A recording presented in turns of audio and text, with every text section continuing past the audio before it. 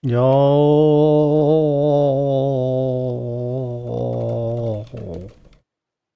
what up, guys? Yo,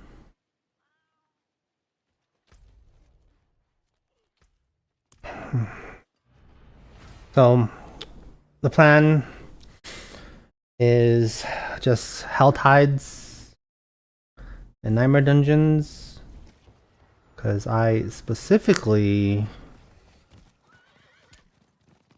need to farm the boss materials, and that's it.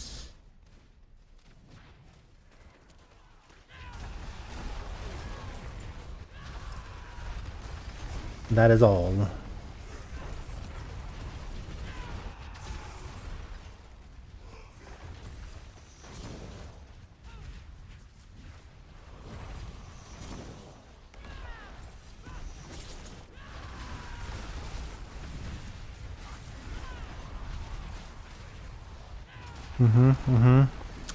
The barbarian's doing good.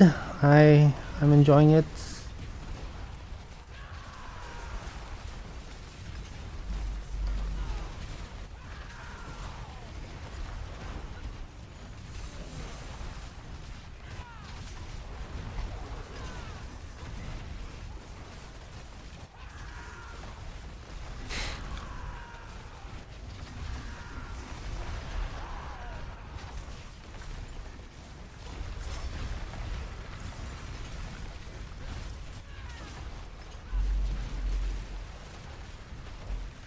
Well, one cool thing that they changed about this event is that the amount of exquisite bloods that you get is now entirely dependent on how many you put in. If I put 2 in, I got 14 of them. Pretty good. So yeah, if I need to farm exquisite bloods, then definitely worth it to spend all of them now.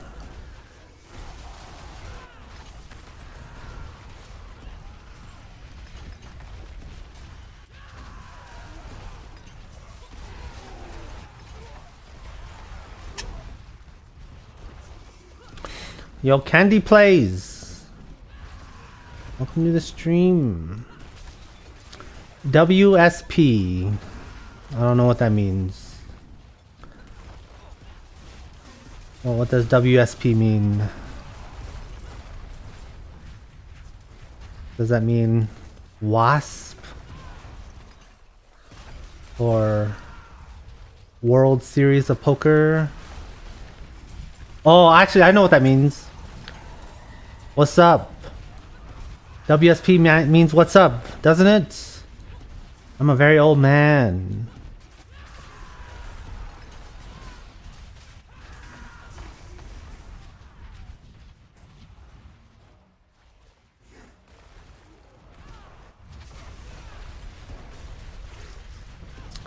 Not much. What's up with you?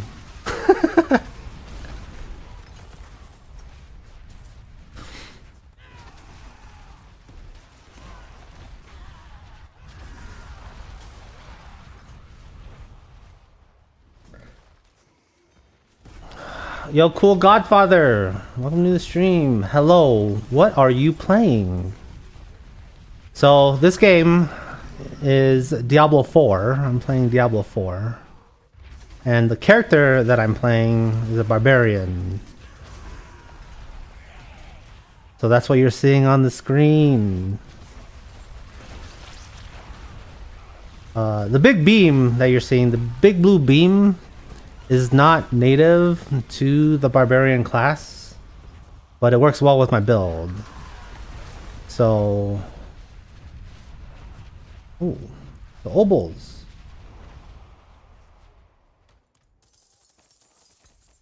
Damn. Oh hell yeah! I can gamble that.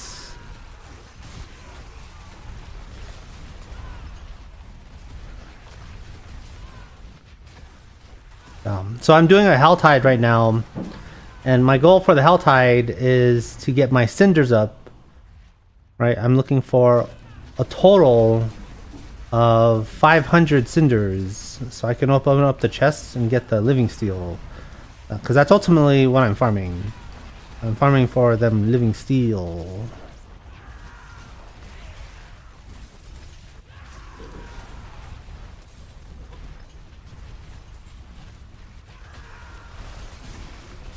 Yeah. And then after I do this helltide, right, I'm gonna do some nightmare dungeons. They're called nightmare dungeons because the helltide, they reset on the hour. So I will essentially go back and forth. So when the helltide resets, I'll do the helltide, and then when I'm done with it, I'll go back to nightmare dungeons. Yeah. I think I understand. Yeah, no problem. That is no problem.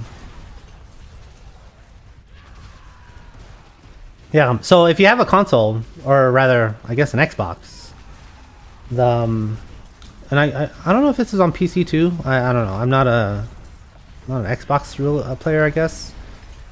But this game is on the Xbox Game Pass. So if you want to play, well, and you have the Xbox Game Pass, then you can play it no problem, easy.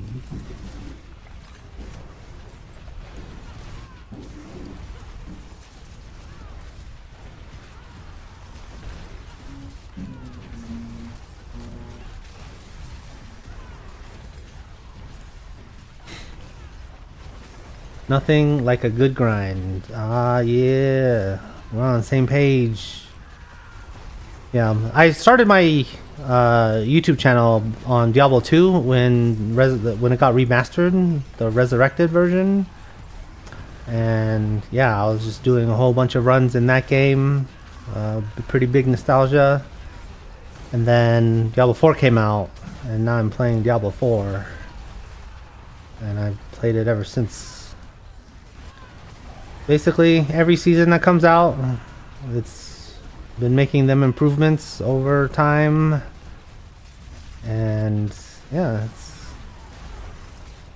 there have been a couple missteps, but overall, it's a good direction.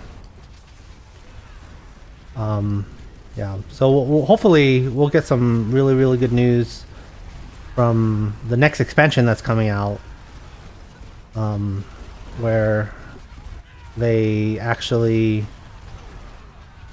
make the game more rewarding to play. Because I mean, it's good now, right, with the loot and everything, but I wish the loot experience was much richer. Yeah. Yeah, because I would say like the loot experience in Diablo 2 is really good, and it's not the same in Diablo 4. I mean, like Diablo 4 introduced like a really cool things that I really enjoy, like the greater affix system and the masterworking. I think that was a really cool addition for sure. I like how simple it is and how fulfilling it is to get through all of that. But there's definitely room for improvement for sure, because the masterworking system and the greater affix piece are systems that are for like the tail end for the ultra grind. There's still a lot of meat that needs to be added, so to speak, I guess you could say.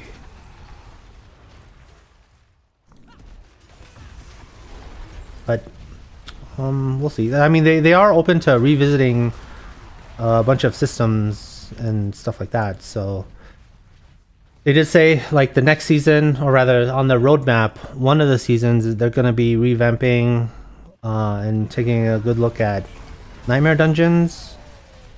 So I'm excited to see what they have there. This expansion, or this season, they've done a lot of additions to the boss ladder.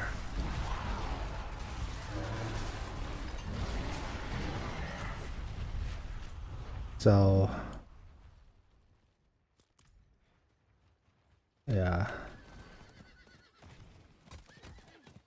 Alright.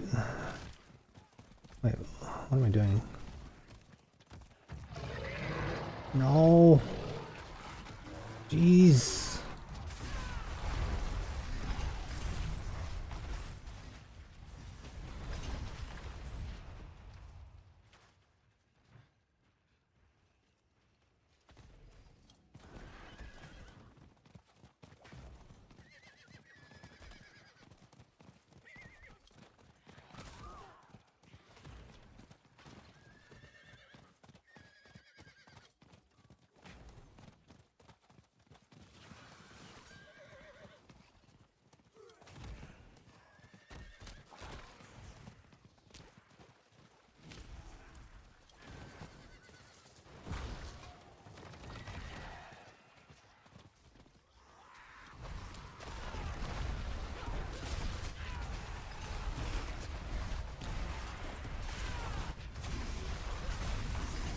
Bro.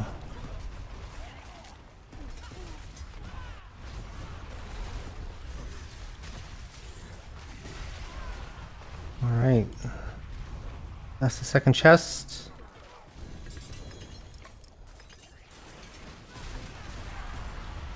Okay.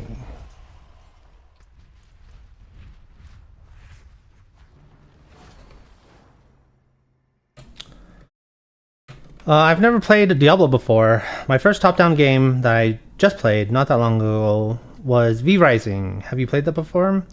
I haven't, but I have heard of V Rising. It is done. Yeah, I have heard of that game, but I haven't played it because, you know, I focus a lot on making my YouTube videos and stuff. So that combined with a full-time job and editing and like recording the footage, doing all of that, it takes up a lot of my time. So I don't have actually a lot of time to try a lot of other different games.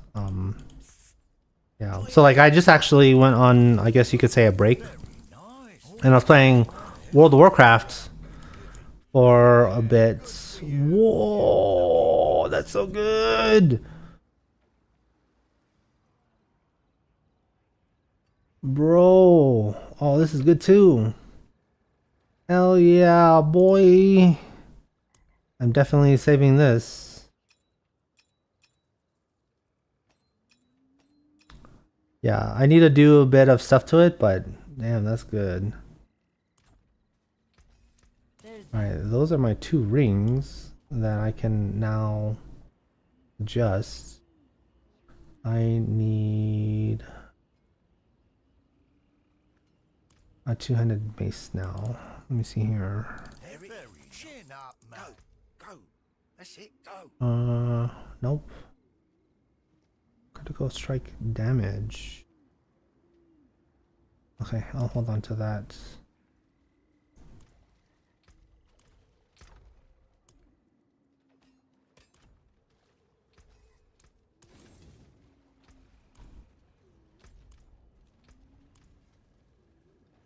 All right. All right, so now on to Nightmare Dungeons.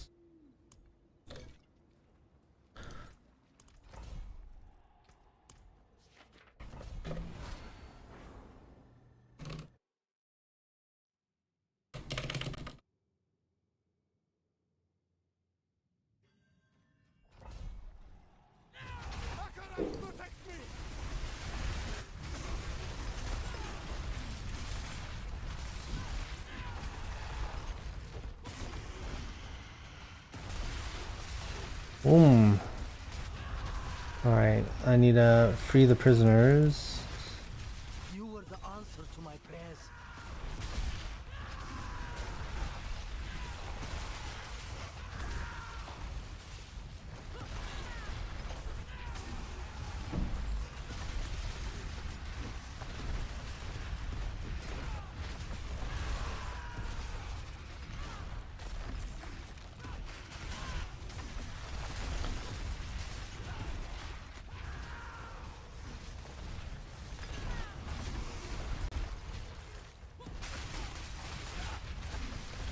Alright.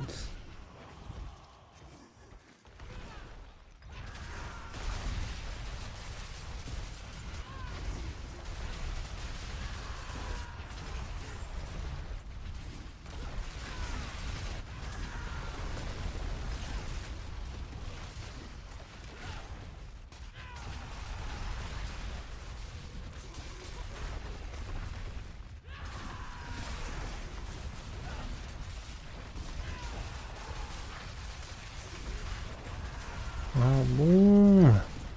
Oh, this build is so good.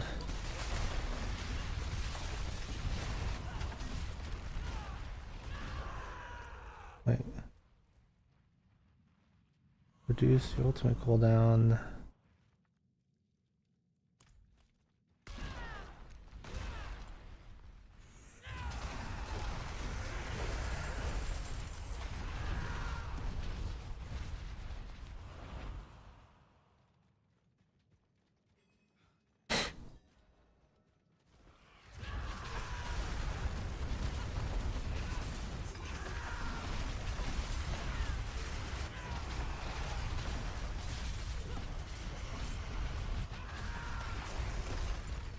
Alright. Yeah, so I like this build a lot because every time I cast a skill, I make an earthquake. And the earthquakes, they do a lot of damage. The damage!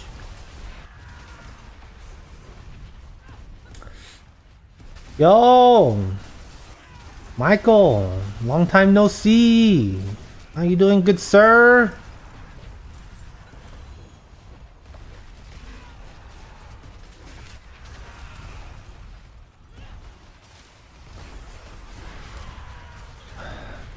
I am doing well. New season, playing the Barb.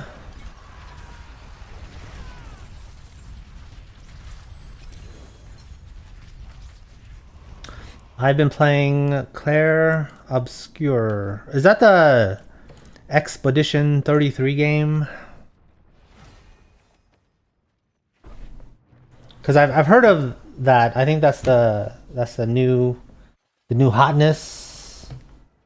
But I actually have no idea what you do in that game.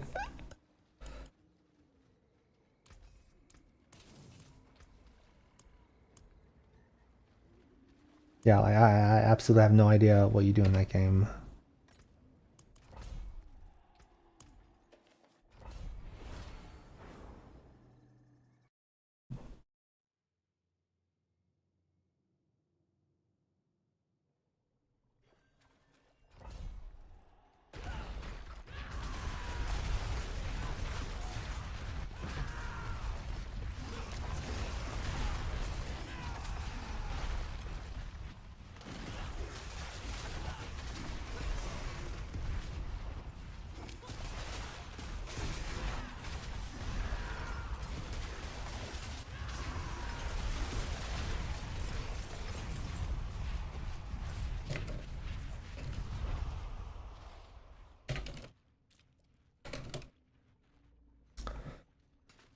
It's basically a turn-based JRPG style with quick time elements built in. Fantastic story, cheap by today's standards, and not a live service game.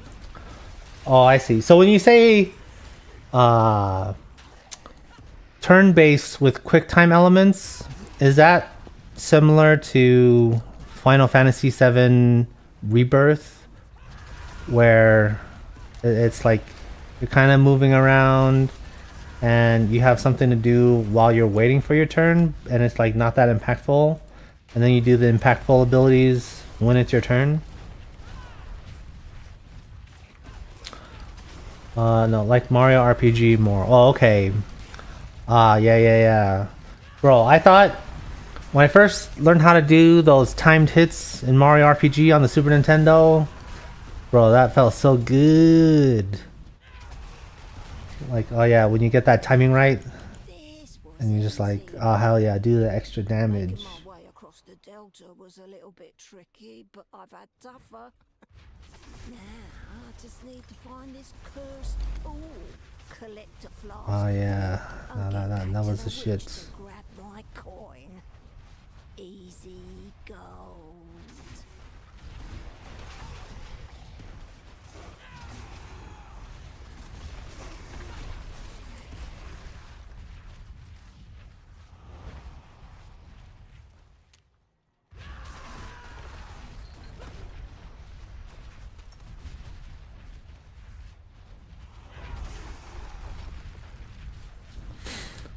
I'm planning to eventually get into season 8.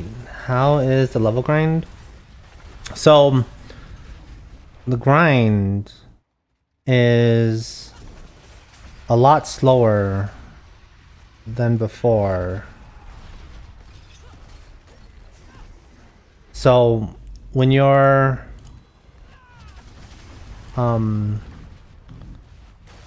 so when you're leveling, it like normally I would get to level 60, like maximum level, in like a day, right? Like 3 hours, 4 hours.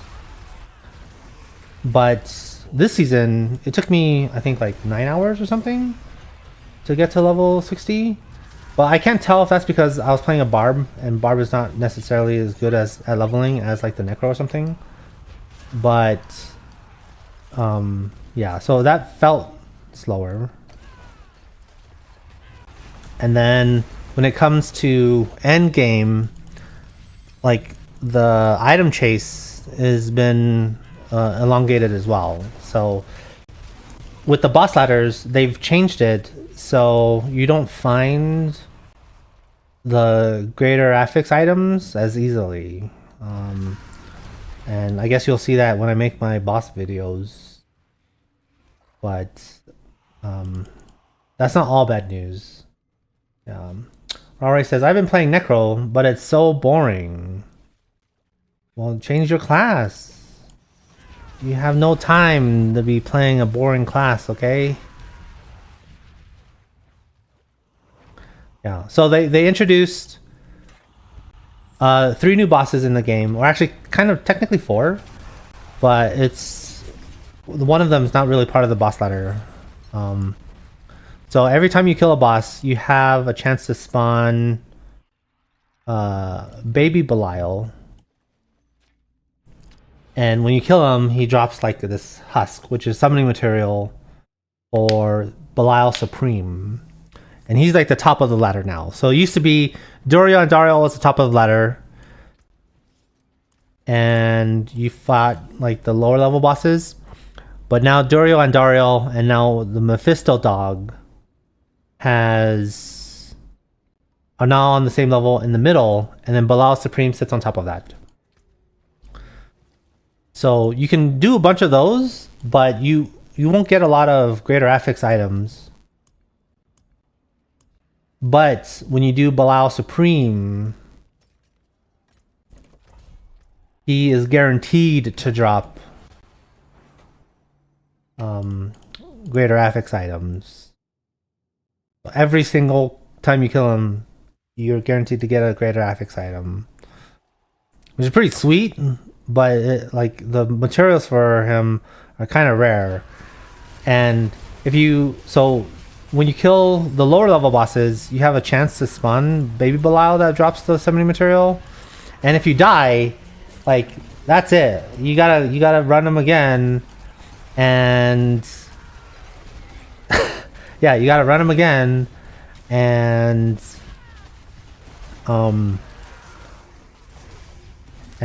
hope he spawns again, because if you die, like that's it. You only get one shot at killing him. And I have died before.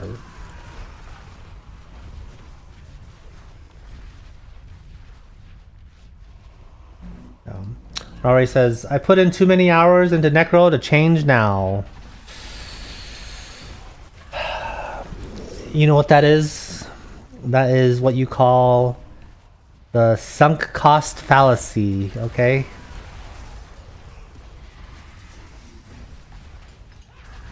And I guess in Diablo, it's not even that bad, because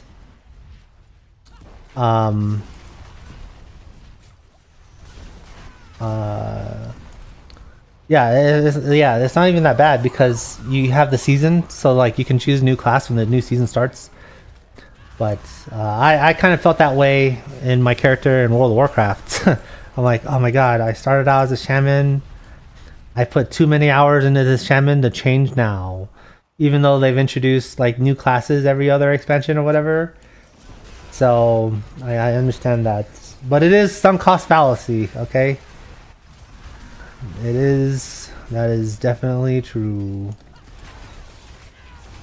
Uncle says, you prefer that, right? Then Uber drops and GAs feel much more rewarding? Yeah, 100%. Because, yeah, I think Diablo was getting uncomfortably close to Diablo 3, where you can literally play in a weekend, do all of the conquests, and be done in a weekend. And Diablo 4 was kind of getting like that. Not like in a weekend, but like in a few weeks, right? Like 2-3 weeks you can do all the conquests and be done with the game. So yeah, it's not like that this season, which is much better. Yeah.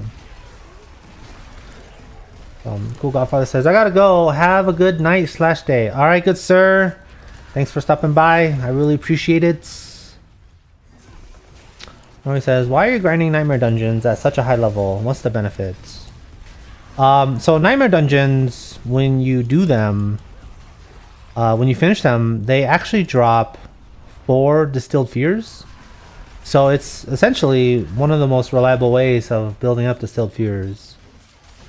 And I want to do 100 Beasts and Ice for one of my videos. So that's why I'm doing Nightmare Dungeons. So when I complete a Nightmare Dungeon, 4 Distilled Fears. And so that means 3 Nightmare Dungeons to do 1 run of Beast and Ice. And yeah, that's for my YouTube video. Now it's not all like the Distilled Fears aren't the only benefit. You also get Obdusite as well, masterworking material from Nightmare Dungeons, and it's pretty good.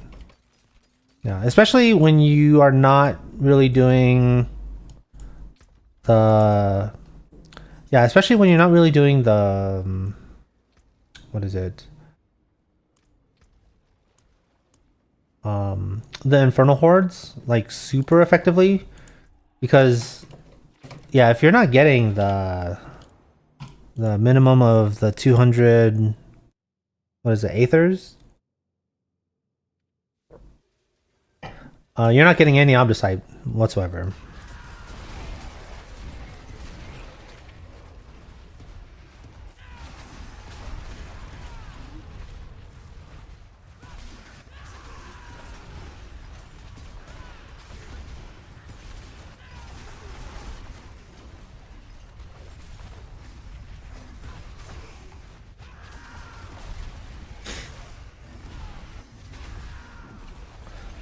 Are runes hard to come by as in season 7? I remember it being hard to forge Ubers last season. Yeah, I think they're about just as difficult to get as in season 7. I don't think the drop rates has increased or anything like that. I will say though, I did get really lucky with my rune drops this season. So I found the 2 legendary runes that I was looking for relatively early in the game, so that allowed me to progress.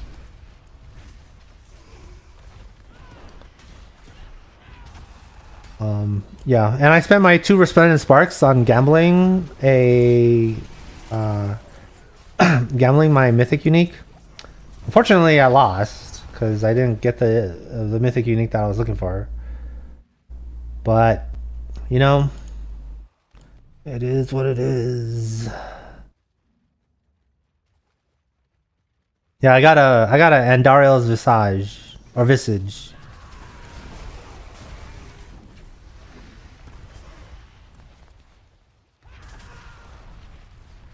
Yeah.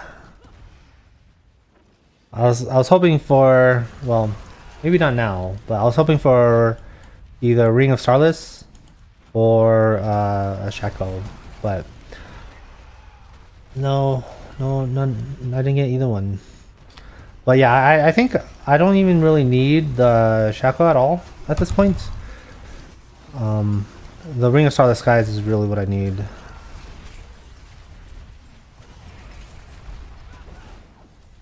Yeah, that 50% boost.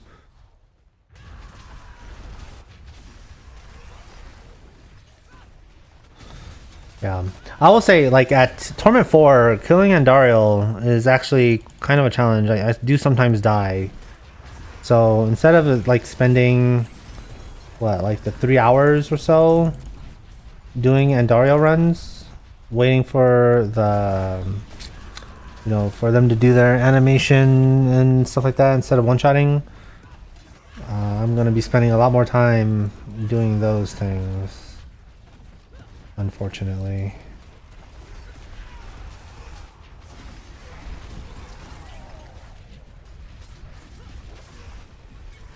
All right.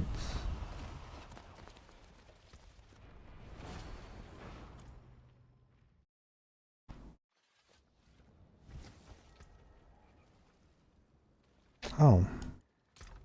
Nice.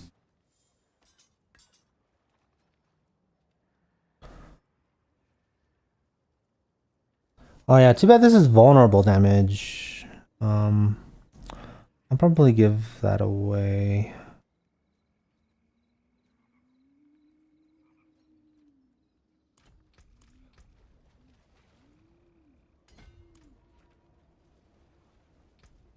Yeah.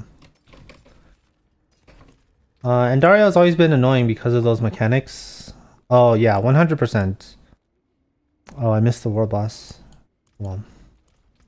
Yeah, and actually, unfortunately, they changed, what is it? They changed Doriel to have those same mechanics as well. So, like,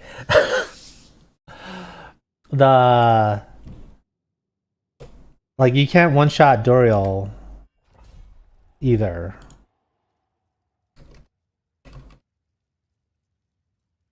Yo, Tiny Terra, welcome to the stream. Tiny says, hi. What boss drops the ugly bastard helmet?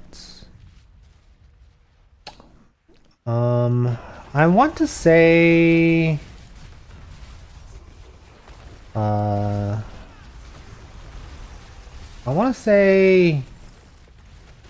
think it's Lord Zier. Yeah, I think I got my ugly bastard helm from Lord Zier, but they changed the drops, so you can technically get it from any boss now. Because in season 7, right, if you wanted like a particular piece of loot, you would find the boss that drops it, and then you would just farm that boss. And while yes, you can still do that, it's not as good as it was before in terms of target farming. So they changed the loot so that it'll drop like the 6 or 7 pieces or whatever, right? But 1/2 of the loot will be from the targeted loot table, and then the other half would be just random uniques from everywhere. So while yes, you can focus on Lord Zier to get the ugly bastard helm, any boss will now drop it for you, so you don't have to like save up all your exquisite bloods and just run it. While yes, it is technically better, it's not the exclusive place. So you can technically get a ugly bastard helm from Varshan or Grigor or any of those guys, because they changed it so it's half and half. And that's probably a fun fact that I'll put in my video.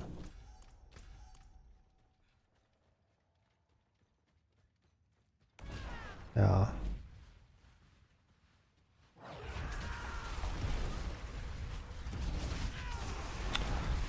Eddie asks, hello, I have a question. From where can you get the Cinerat Flame boss power?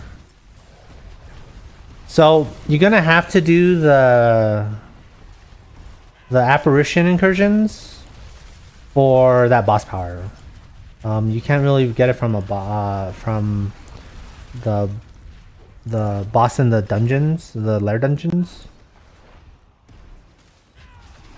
and that is yeah. So you have to go through those incursions. If I can find them, I might learn. Get that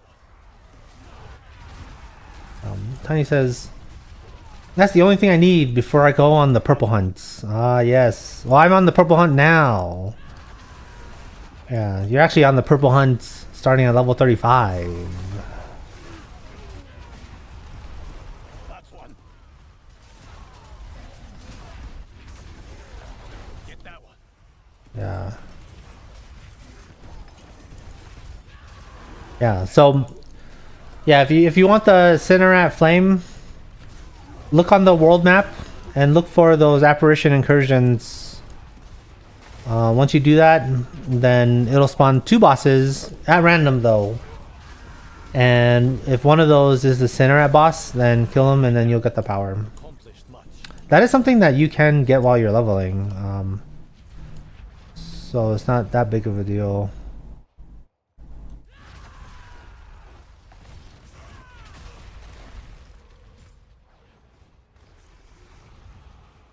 Okay.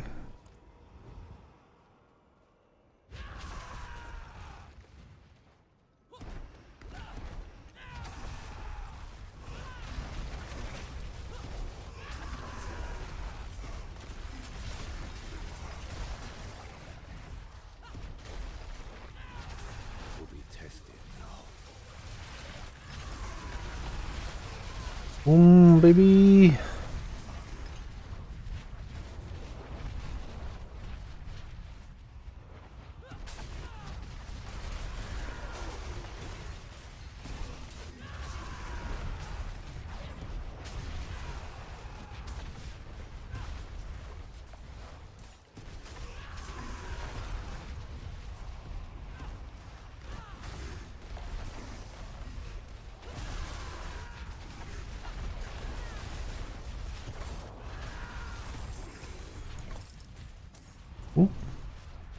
Care? Care? Rune? Alright, here we go.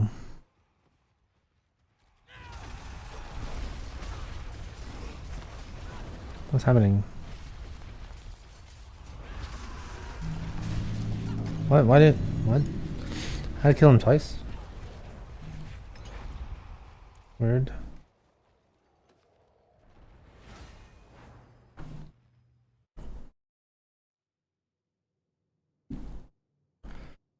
Yeah, so you, Tiny, you liking the barb? I'm enjoying the barb. Although there was like a little bit of time where it was a little weak, but I managed to get through it, no problem.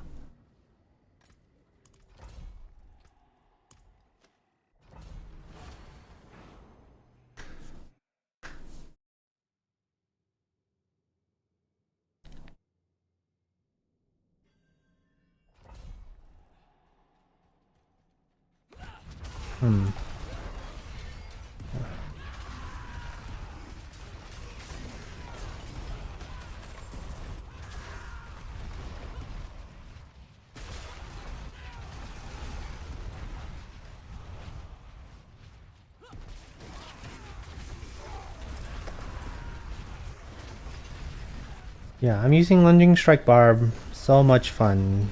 Ah, yeah, boy. Oh.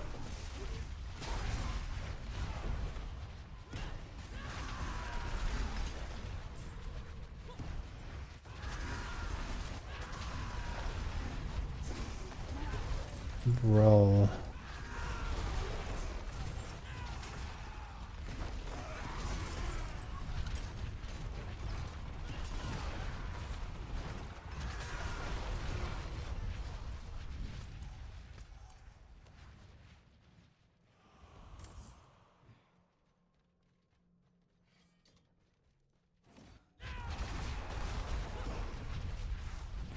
Oh. I totally messed up the pathing on this dungeon.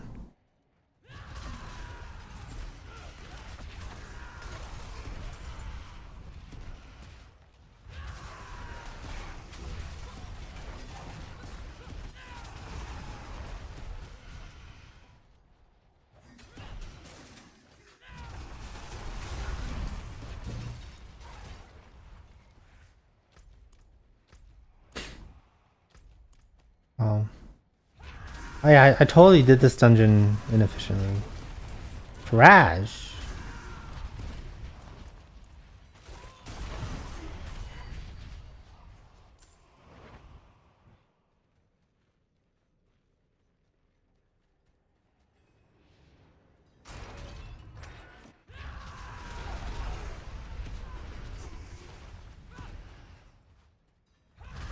Okay, return the mechanical box.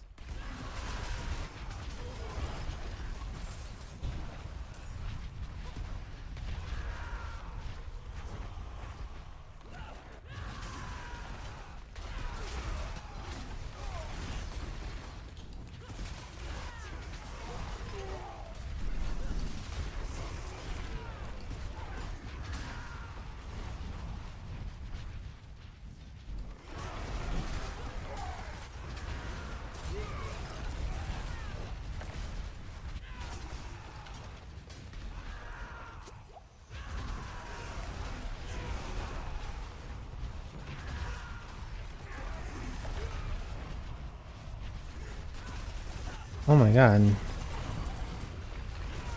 Why is it so slow?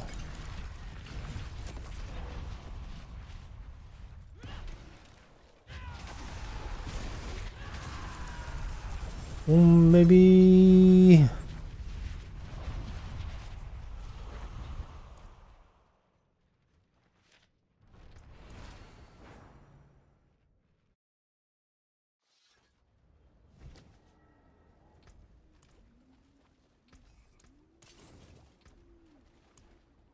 Alright. Mallwood.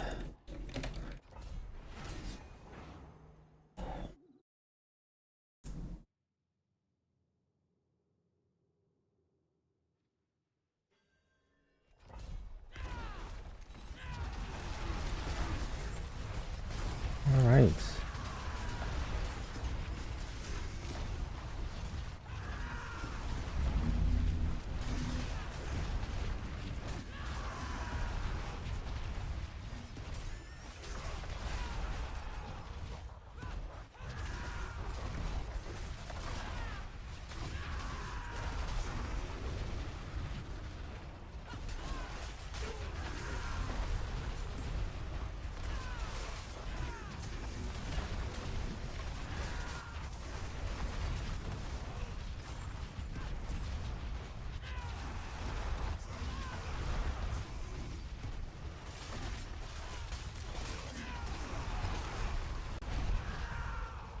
Nope, no bandits here. Oh my gosh, how are the Inferno Hordes this season? Worth the time to do? Yeah, so Inferno Hordes is the only source of the Scroll of Restoration. So I did need to do that to get those. Now, I guess when I say this is the only source, that is kind of a lie. Because I always forget that there's raids in this game. Right? And you can get the Scroll of Restoration from the raids as well. But the downside is that you'd have to do a raid.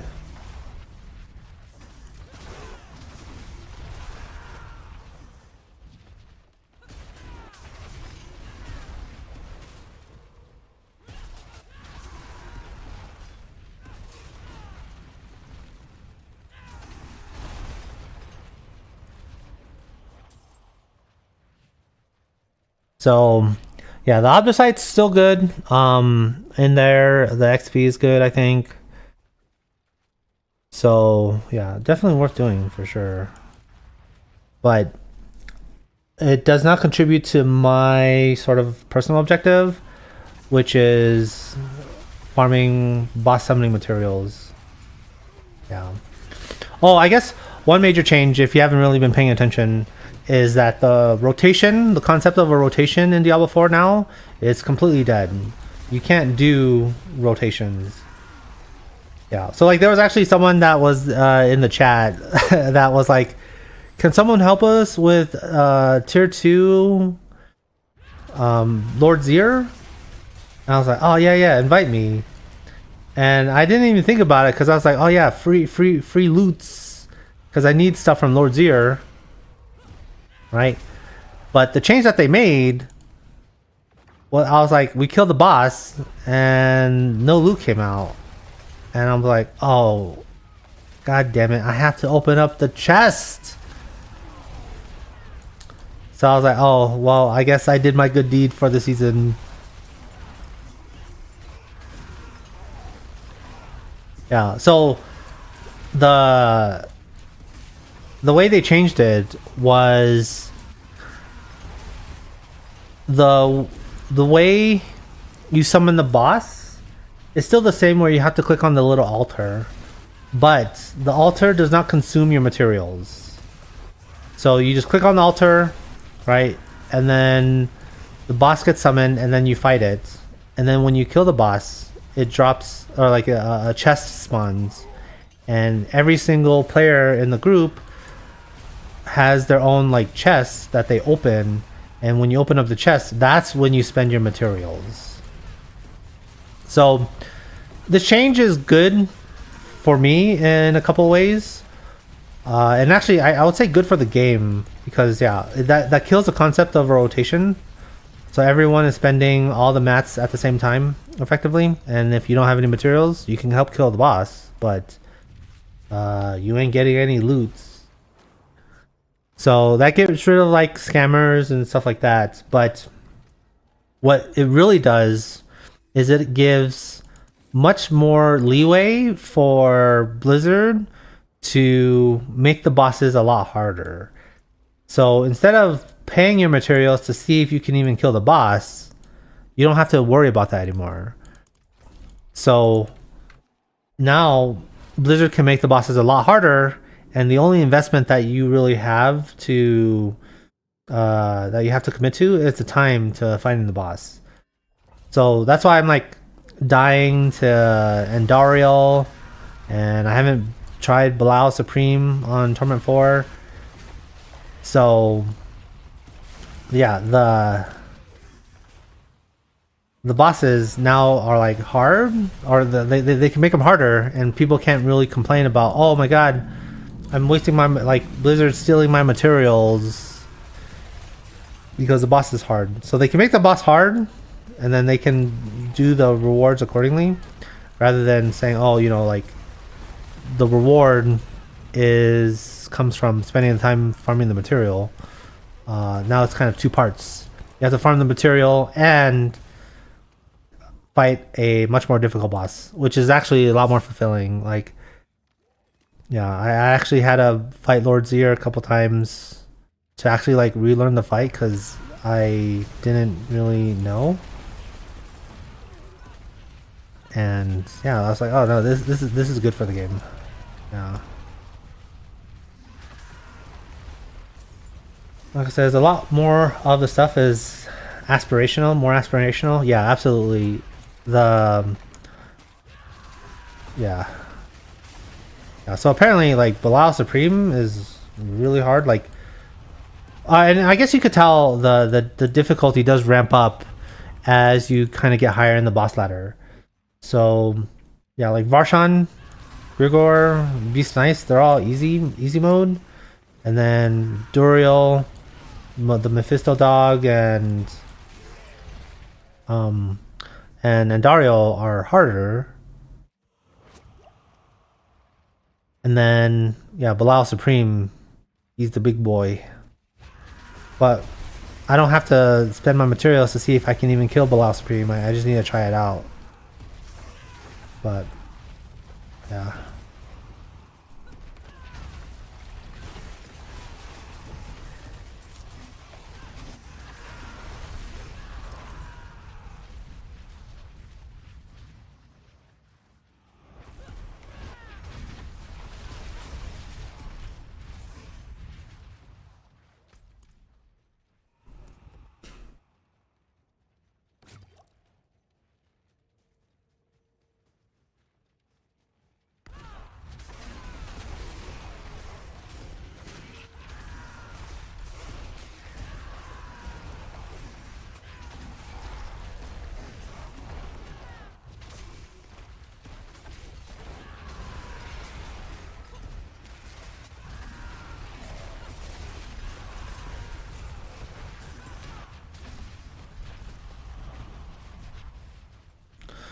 Yeah. So yeah, and actually, I'm not even sure if any build is gonna hit pit 150. Um, yeah, because I like last season, it was just like one pair of pants on the Necro, and then you're straight to Tournament 4, and like you can do pit T100 and everything. I don't think that exists this season, so I don't know if any class is gonna be able to hit pit 150.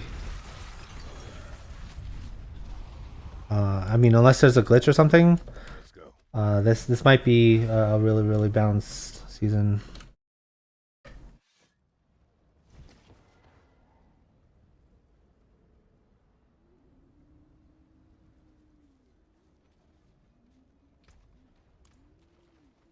That looks worn. I can fix it.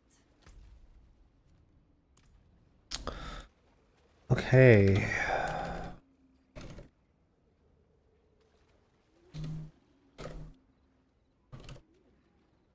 So 1 minute left in the helltides. Or the 1 minute to have the helltides start.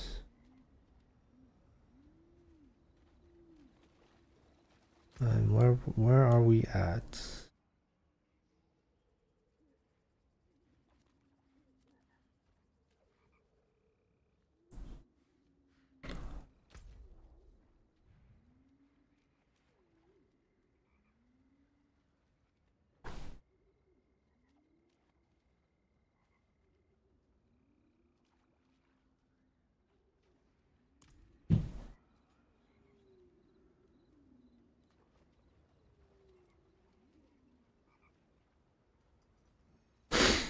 The helltide has risen.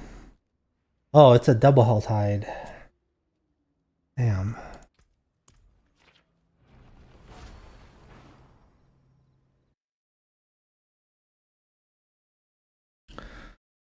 State Fuse asks, did they nerf the mythic drop rates? I am not 100% sure. I haven't done a lot of the bosses yet, so I haven't done the science for that. I'm farming the material so that way I can do the science, but yeah, it's a work in progress. But I mean, I guess like if you're saying that, oh, did they nerf the drop rates? I would have to probably say no on that. But is it harder to get? Yes, because you can't do a rotation anymore. So because they nerf the concept of a rotation, it's harder to get gear.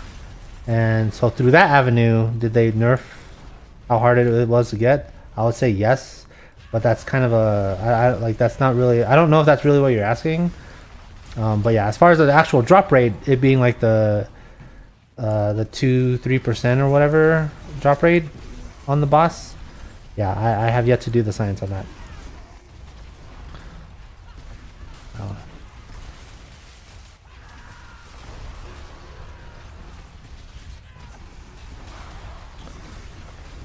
Have you had a chance to try the tribute that has a chance at Uber drops? No. I have one of them.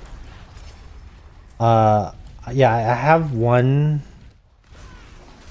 tribute, but I haven't used it because I'm kind of scared that I won't make the timer. I feel kind of weak right now. Or rather, like, I don't know, like at this power level, I think I might be comfortable doing it, but yeah, I need to make sure that I make the timer, you know.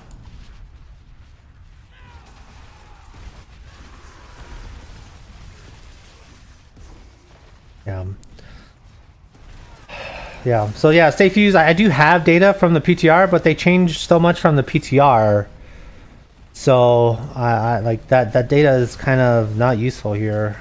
So I'm sorry I don't have a better answer. But you know, science takes time. Okay.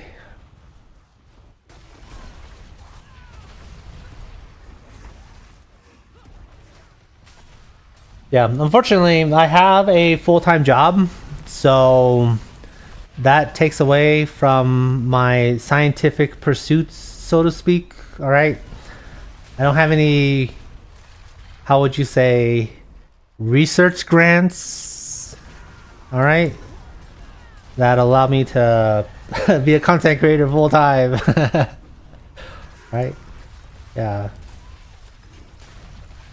Like, but actually, I did get a super chat yesterday for $2. So, well, I did appreciate that super chat. Or not yesterday, but last time I streamed, I got that super chat. That is not enough to fully fund my research. I have to feed myself in other ways. You know what I mean?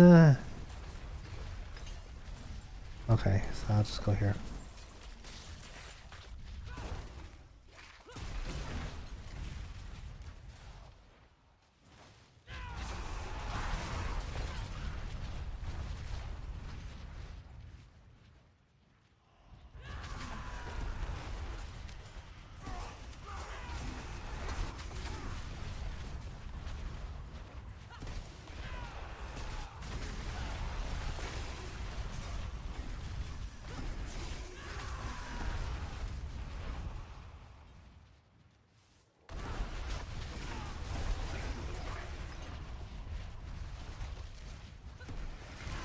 Oh snap.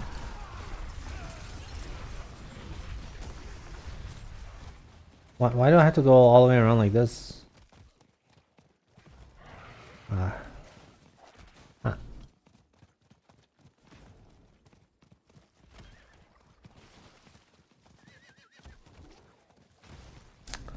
Alright, here we go, baby!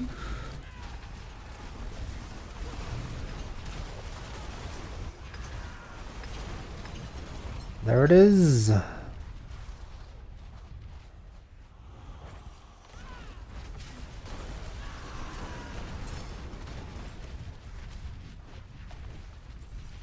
I'll do one. Yeah. So yeah, the cool thing that they changed about the blood maiden summoning is that now the blood maiden will drop exquisite bloods proportionate to how many baneful hearts you put in. So every time you kill the blood maiden, she drops 2 exquisite bloods. But for each heart that you put in, it'll drop in an additional 6 exquisite bloods. So if you pay for all 3 of them, then you'll get 20 exquisite bloods, which is way better. Oh my god, it's just so good. So good. So good.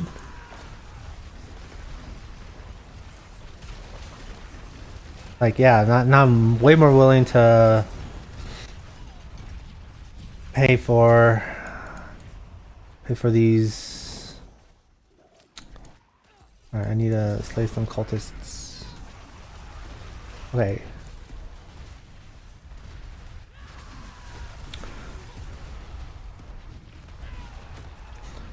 Her animations and mechanics are kind of annoying too, and having to wait through the wave for her to spawn. Yeah, that is definitely annoying, especially the waiting part, right? Like, if you're strong enough to one-shot her or whatever, it's not that bad. But yeah, doing the spawn, so like it sort of signals to everybody, hey, like someone's doing the spawn, then yeah, just waiting for that and not being proportionate to the time that you spend or the resources that you're spending. It's a big pain in the ass. So yeah, so it actually makes you want to do like the rest of the helltide. Open up more chests, open up more oh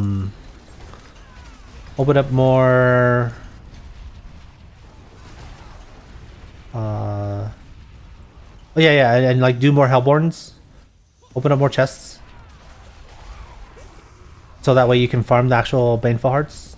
Like that is very good.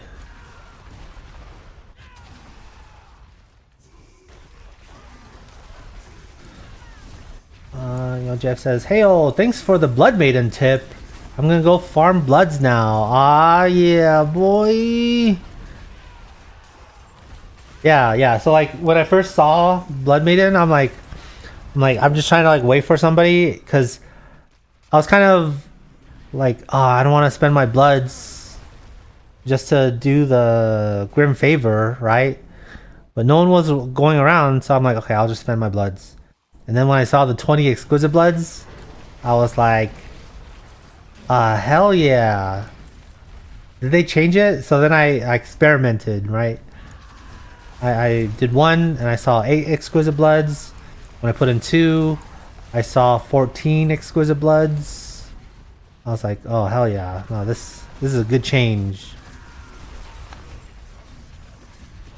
Yeah. Like people like to rag on Blizzard a lot, but I will say like the game today is in a much better state than it was when it was first released 100%. And every season is legit and an improvement. Right? They're adding more items. They're making the activities more fun, blah blah blah. And yeah, if people skip a season, that's totally fine. But yeah.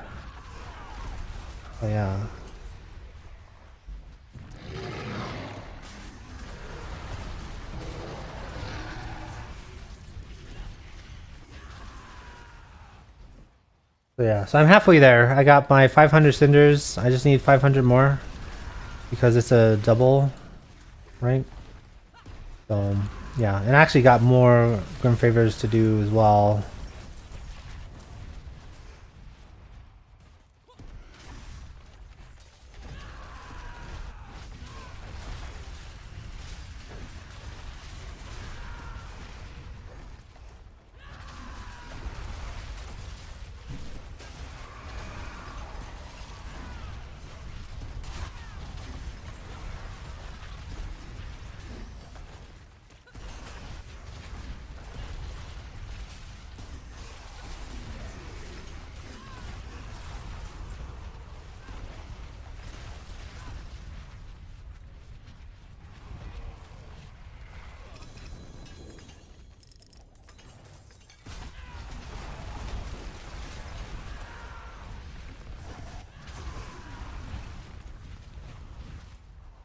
Alright, now we go down here, boys. Ooh.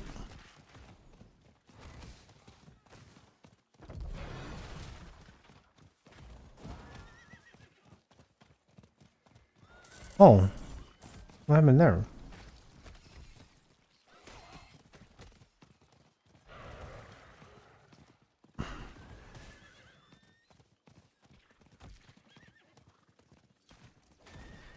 Oh, wait.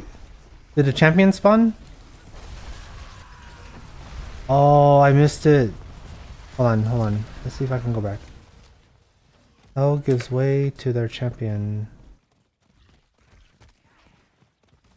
I'm looking at the map.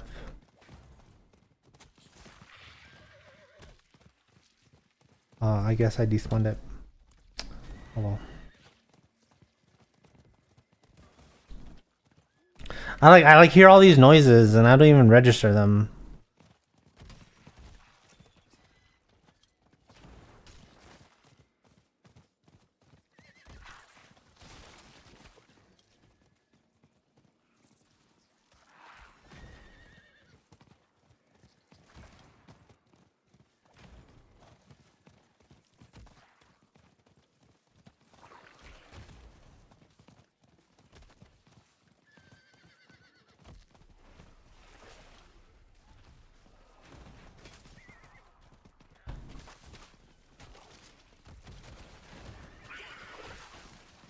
Alright.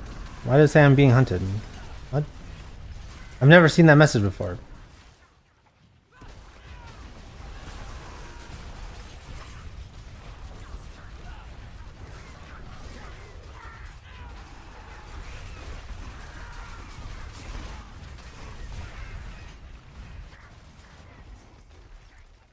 Ooh. I find things, even if they don't want to be found.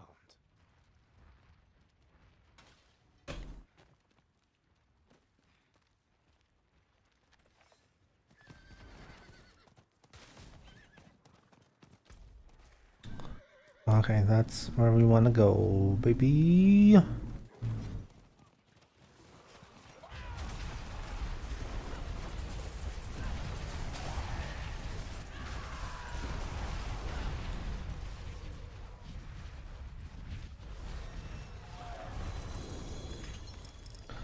Oh, 1-star boots. 100,000 steps. Too bad it's trash. Alright. We're up here now.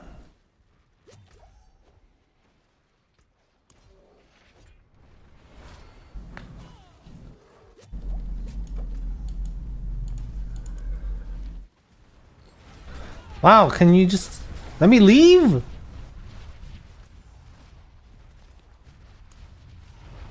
It says, wow, you are right. I just got 20 bloods from Maiden. Thank you, sir. Lol. Oh, yeah, you're welcome. Yeah, it wasn't an elaborate troll to get you to waste your baneful hearts. I give legit tips. Okay. Yeah. Actually, that tip would be good to include in my video. Alex says, have a good rest of your stream, sir. I'm going to cook dinner. Chicken katsu tonight. Ah, snap. That sounds good. Alright, good sir. I will catch you later. Thanks for stopping by. I really appreciate it.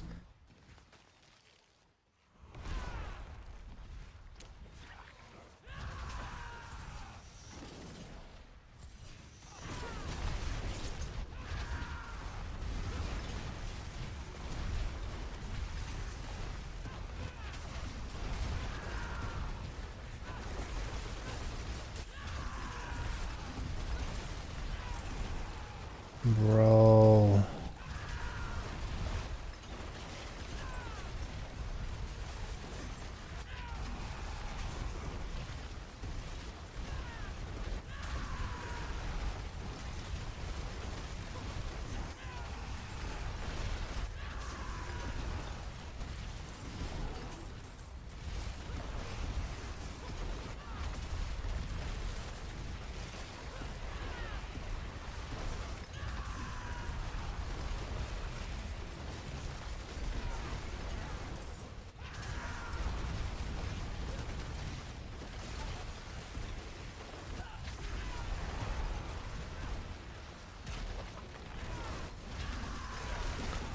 Alright, yo, I should get 8 exquisite bloods. And there it is!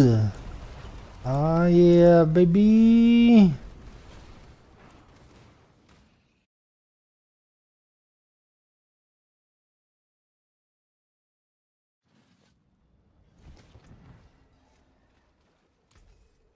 There's that.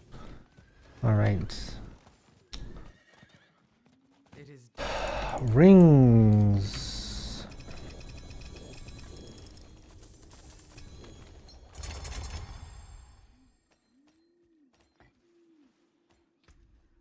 Oh, well.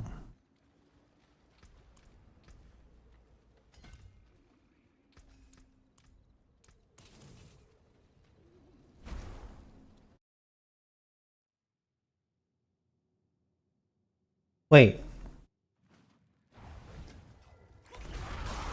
Hold on. Oh, this is a triple. I don't need 1,000. I need 1250.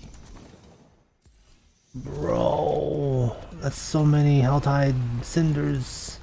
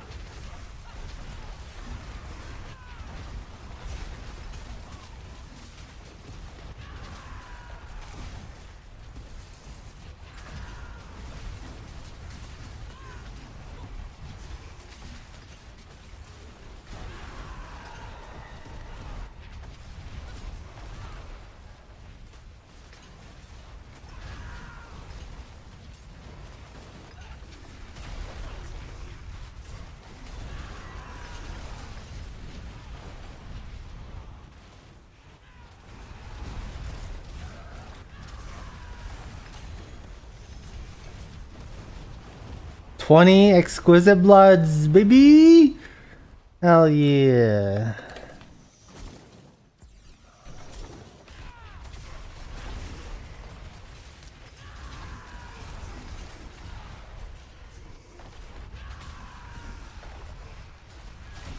Alright, I'll just stay here. It's a free blood, I guess. And actually, getting the extra cinders actually makes it pretty easy here too.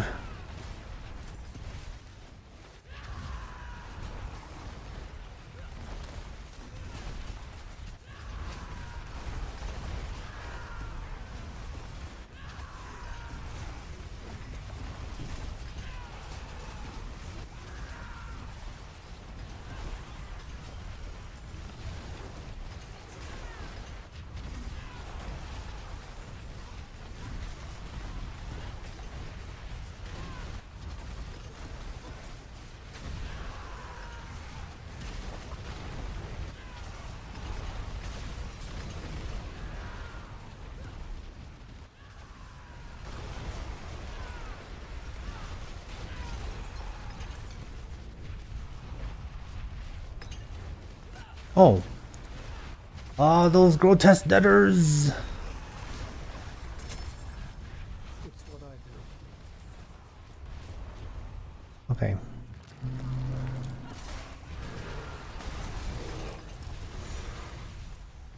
Alright, oh, that's just straight up whispers. Grim favors. Okay, yeah, no, I can do that. Not bad.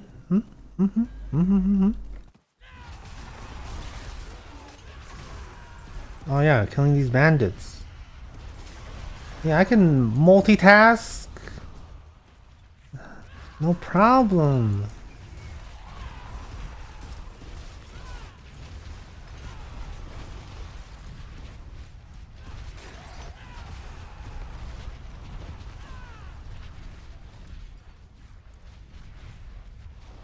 Alright, I really need to open these real quick.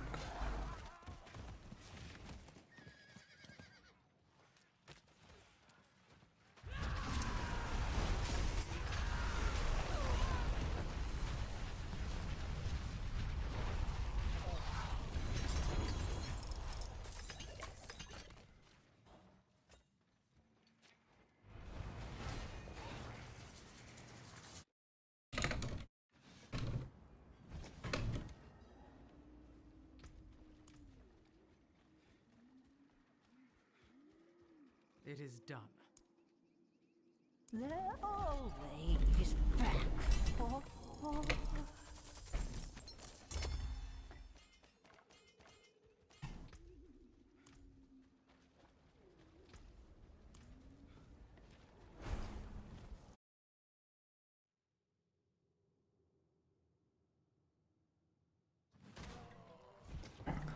Okay, let's see here. Harbingers.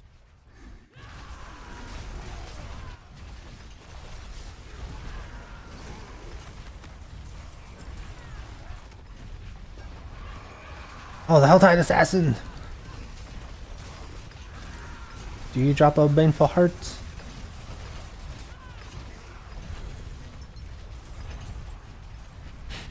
No.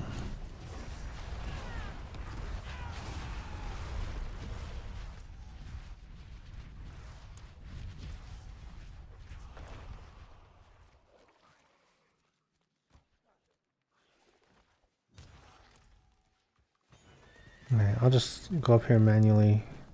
Maybe I'll run into some bandits. Actually, the likelihood of bandits is actually really low. Oh, yes!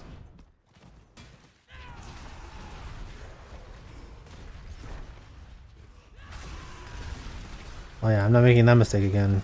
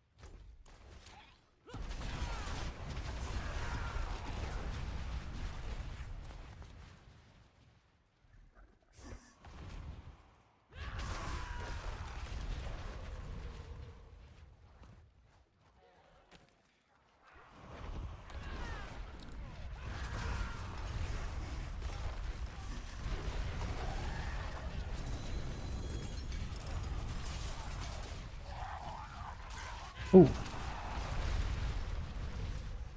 Okay. Now on to the last one.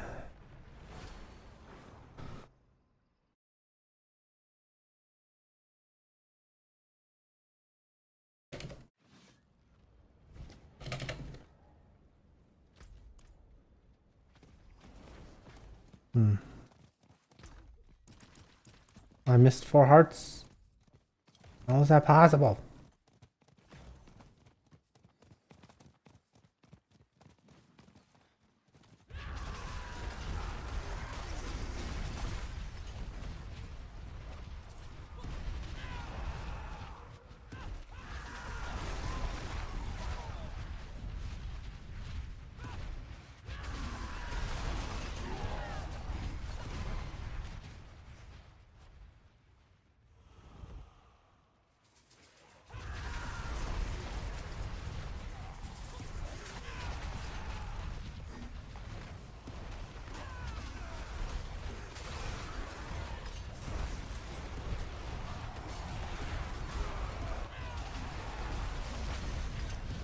All right.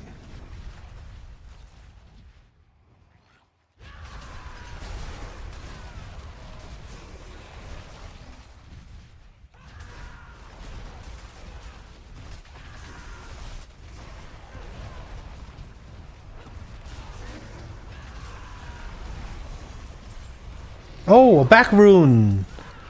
Baby! Ah, hell yeah, boy!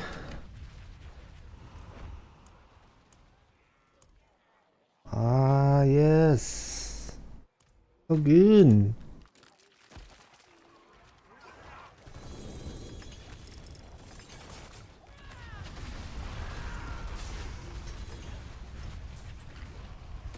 Oh, that was someone else's Hellburn.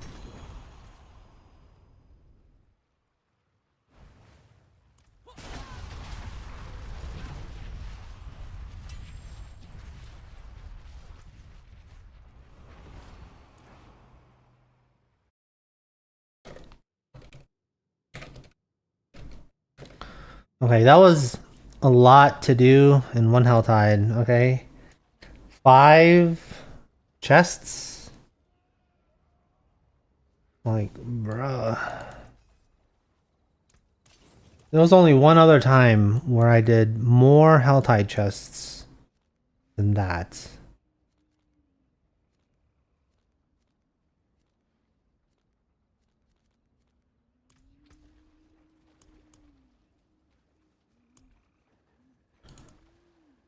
Yeah, that's a lot of living steel. Wow. Let's see here.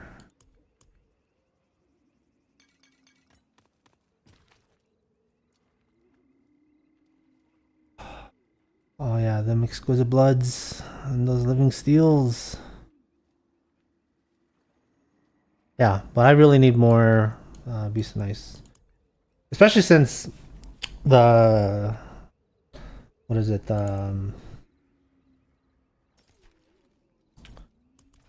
What am I thinking of?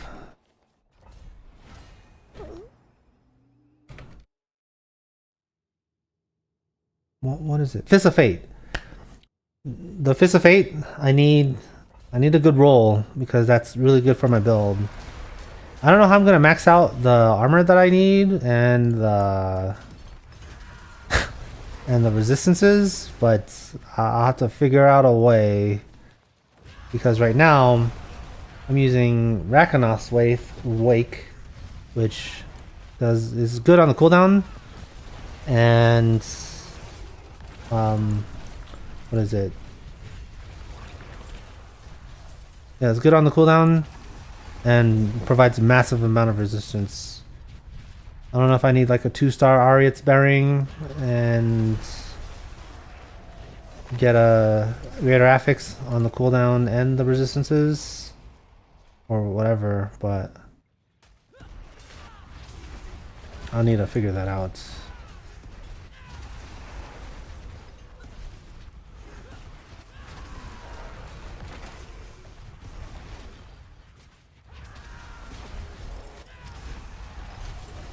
Oh, 6 distilled fuse!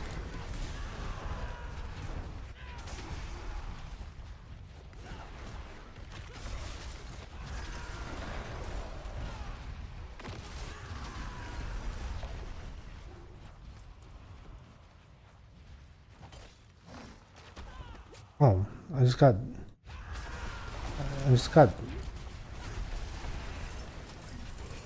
stunned by a trap.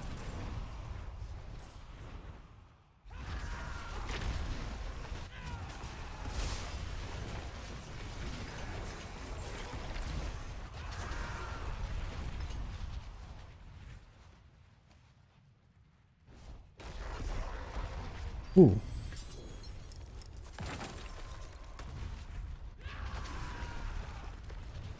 Ah, yeah, boy, the treasure room.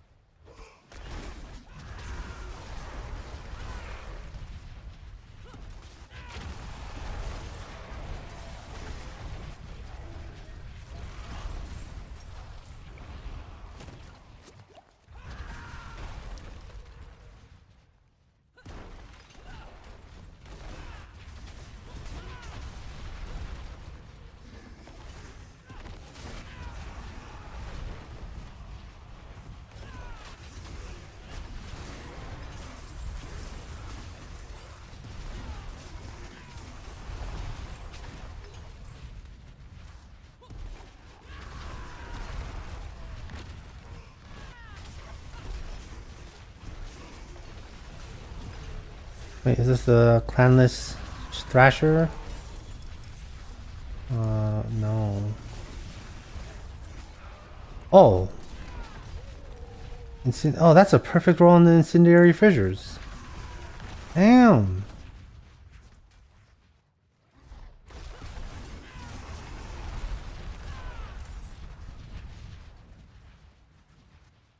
Yeah, I want that for my codex.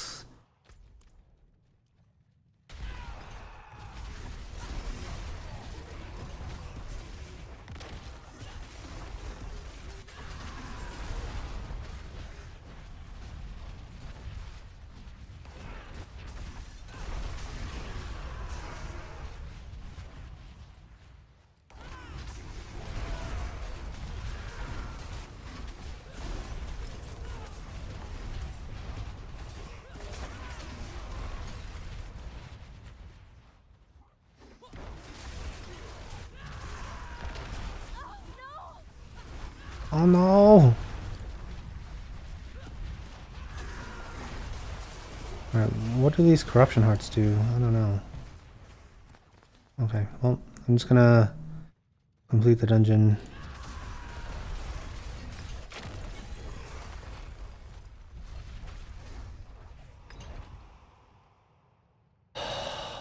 Oh, unfortunate.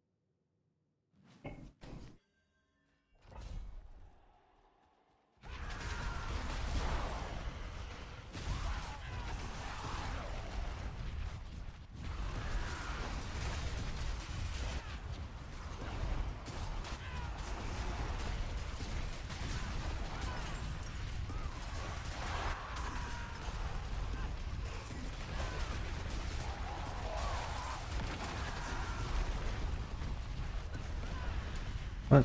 Oh. Oh yeah, that's why I don't really like this dungeon.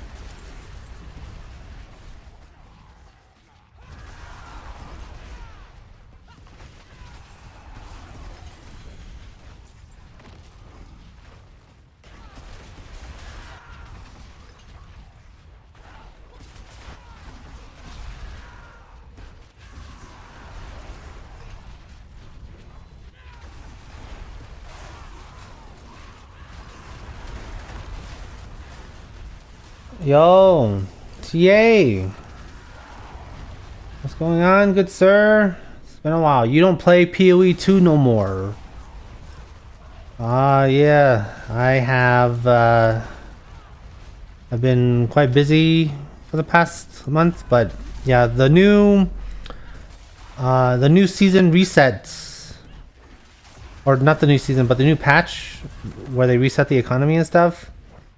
I didn't really participate in that. And I decided to play World of Warcraft because I had the hardcore itch and I wanted to see if I could reach level 60, but I ended up not reaching level 60, unfortunately. So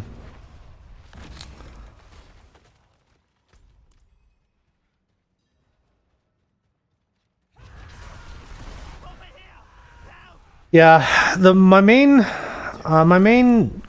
issue with PoE is that I don't have enough time to play it properly. It feels like it's a little bit too hardcore for me, where I have a full-time job and I also like have to make content out of it, so it's a little bit too much. That's kind of my main issue with it. So when it comes to that, that's why like PoE is not on the top of the list of priorities of games for me to play when it comes to the ARPGs. Because yeah, every video that I made, it was like 30 to 40 hours of farming for like 100 maps or something, right? And I was doing solo self-found as well, so it was extra slow on top of that, right? So when you compare that to something like Diablo 4, where the game is a bit faster,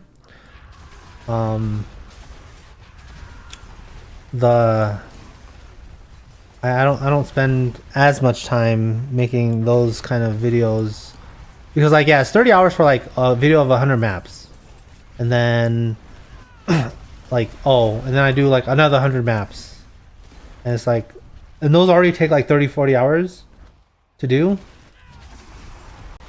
And then I'm like, okay, what can I do that's a little bit different than 100 maps? Well, I can do 100, what is it, like I forget what they're called. Like 100 of the rituals, right? I can do 100 rituals, and that'll take even more time because like now I have to build up the little tablets to make sure I can do the ritual, and a lot of times I die in the ritual because my character's not fully built out. So like it's really hard when you don't have that kind of time to play on top of like full-time job, content creation, and doing all of that. So yeah, I would rather play like Diablo 2, because those, like once you get your character up and running, like yeah, you can spend like 11 hours asking a question. Is this build really good for this area? Yes or no? And that'll be enough, Yeah, and like I do spend a lot of time farming the materials in Diablo 4, but at least it's like a different video rather than like 100 maps. Like here's 100 Barshan runs, here's 100 Doriel runs, so on and so forth. This is like actually different. Yeah.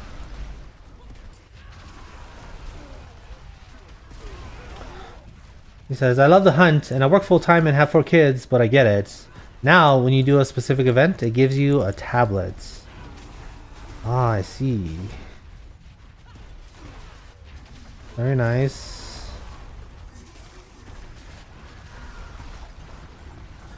Yeah. I mean, like, the game's good. But yeah, like, Like the only thing that I would really feel comfortable about playing it is if I was like a full-time content creator. So yeah, if I had literally like 40 hours a week or even 80 hours a week playing that game, that's the only time I would probably feel comfortable.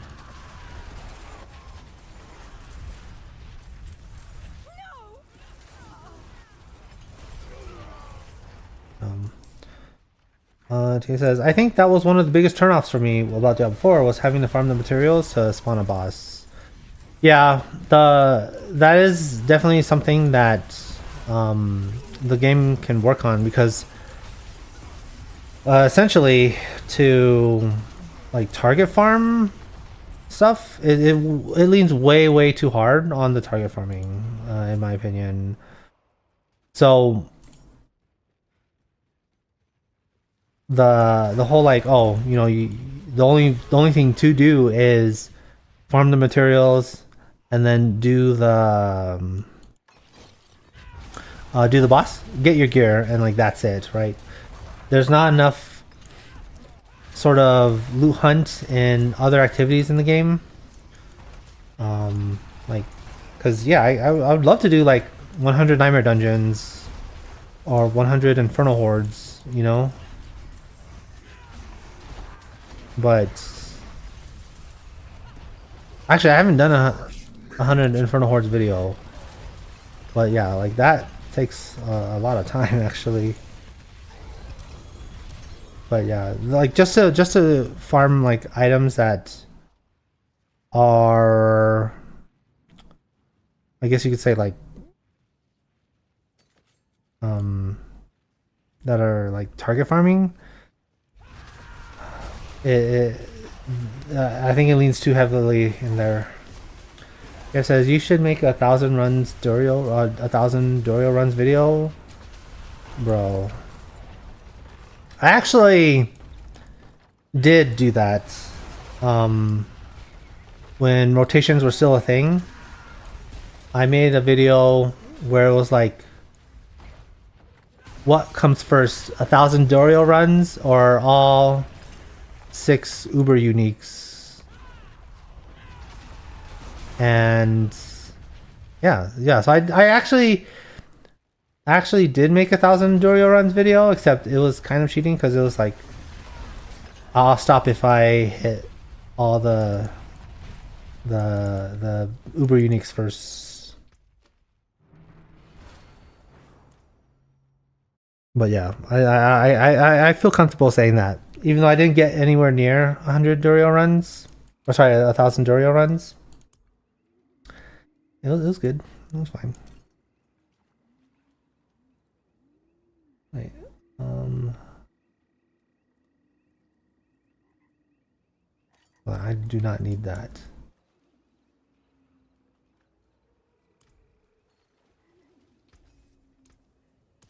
Come back if you need the forge.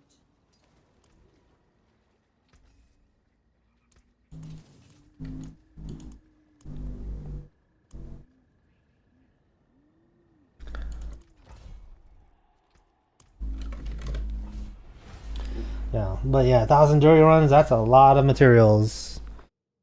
But doing it in a rotation is not too bad, because you just need to farm 250 runs at that point. Yeah, so that was kind of what I was thinking. And if you participate in the trade game, like, yeah, you can get those materials very easily. But the runs are like, at least for me, they're a lot slower, because you can't one-shot everything now.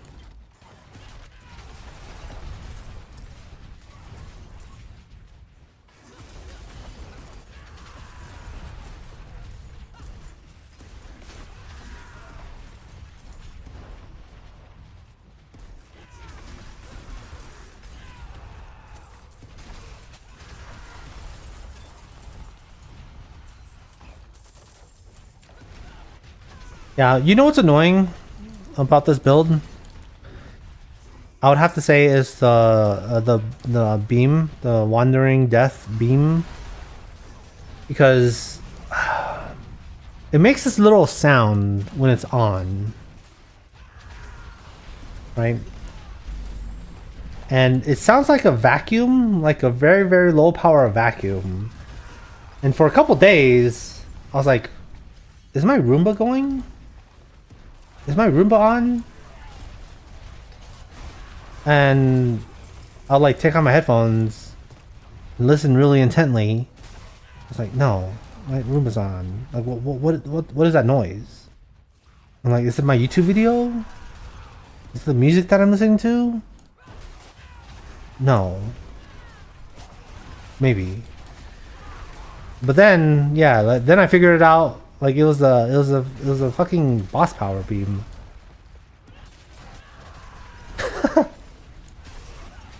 Like, bro.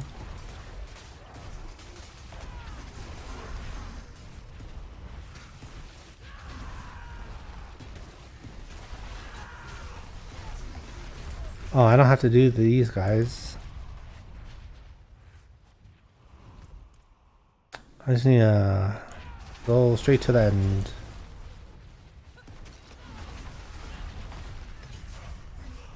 But I decided to go into that just to kill him. Wow.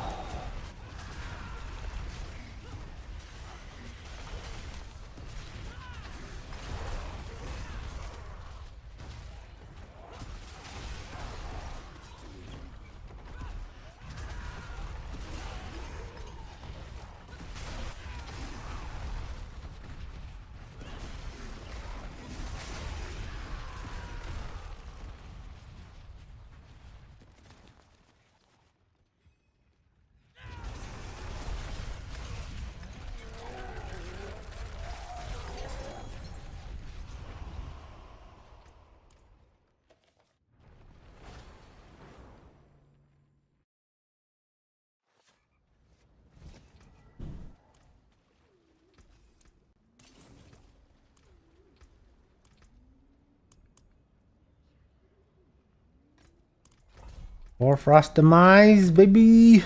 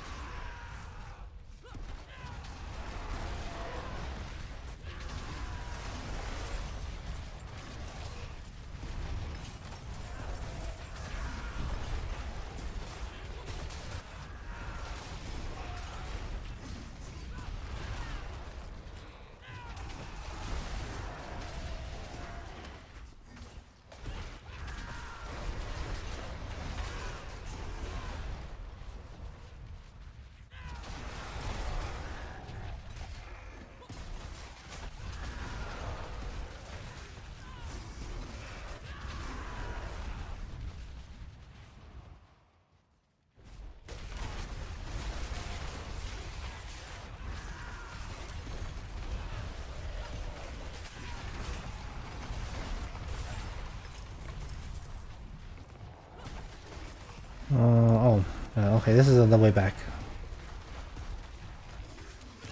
Oh, the helltide will recede in 5 minutes.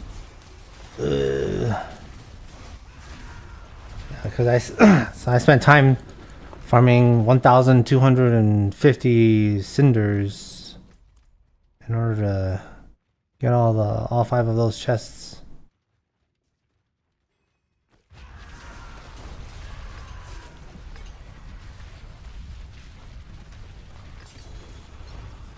Alright, a sword. Oh snap. Oh, that's good. Good. Maybe I can hit the high heavy hitter ones on these, because I have 3 to heavy hitter, 2 to heavy hitter, like a chump. Okay.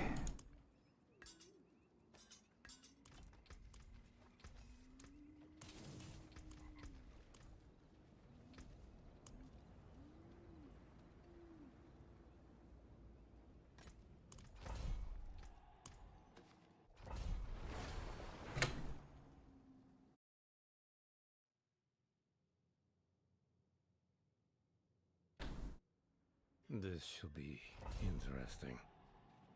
Now this should be interesting on indeed.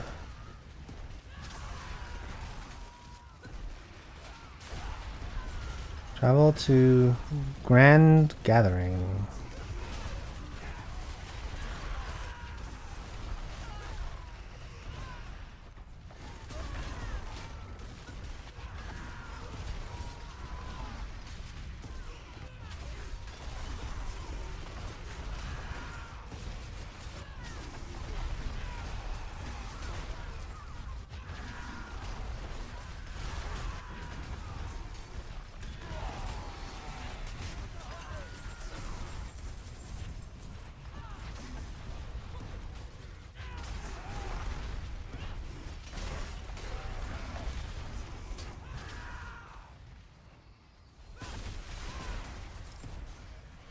Right, it's a prisoners game.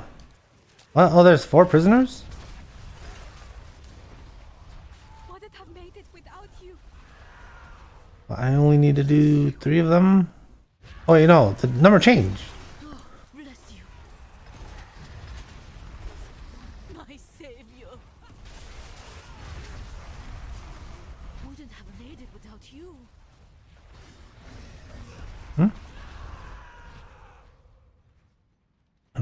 The door has been unsealed.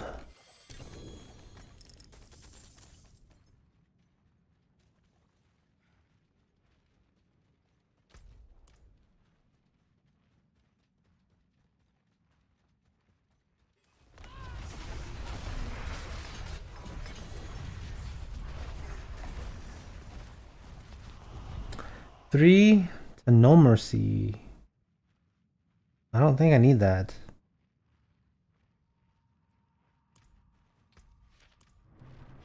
Hmm.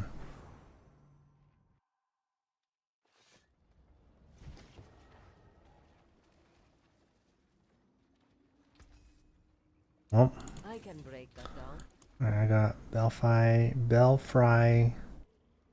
Zaraka, or Zakara. This one is a good dungeon.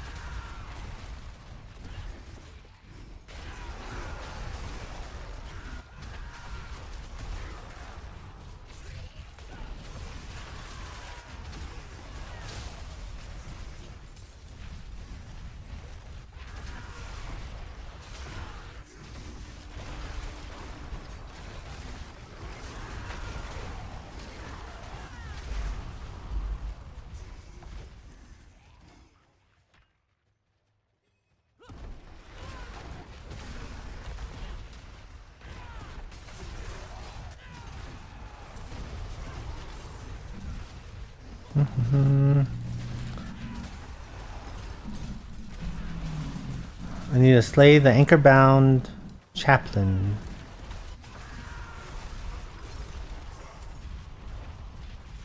Rusted key. Oh, I thought I was gonna say use the rusted key to open up the rusted door. But no, it's just a locked door. You're there! They're here! Get ready! The only way out of this is to fight. Oh, that's the first time I heard them say that. The only way out of this is to fight. Yep.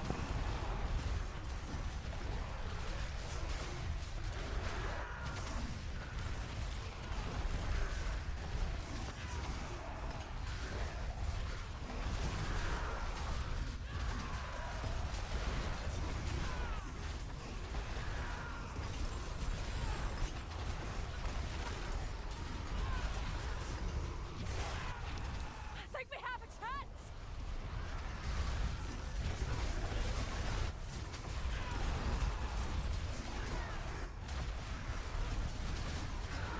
Alright. Yo, I remember when the game was first released, this event was so hard because the adventurers, they would just die in like one hit.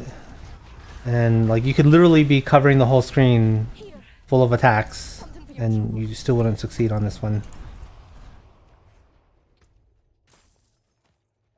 But, you know, they fixed it.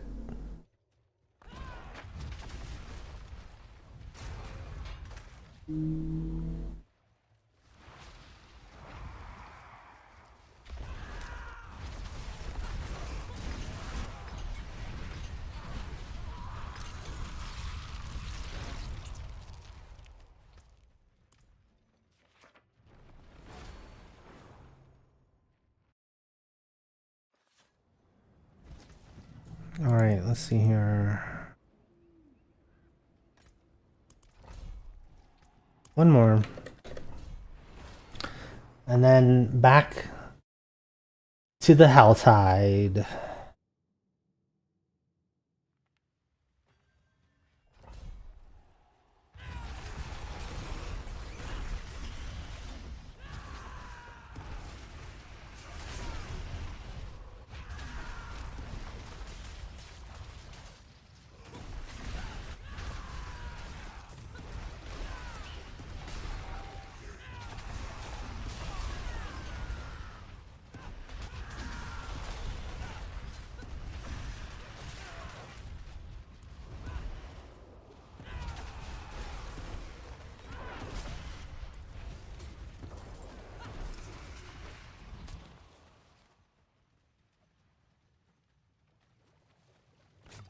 Alright, one more bloodstone. Baby!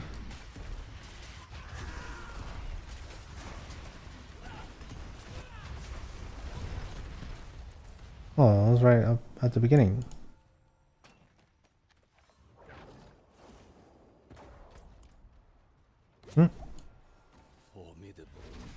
Formidable.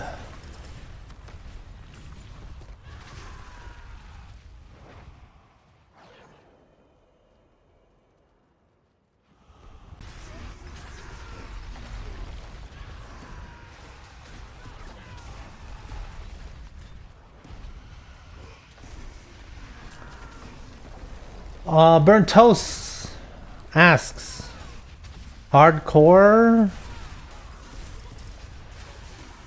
No.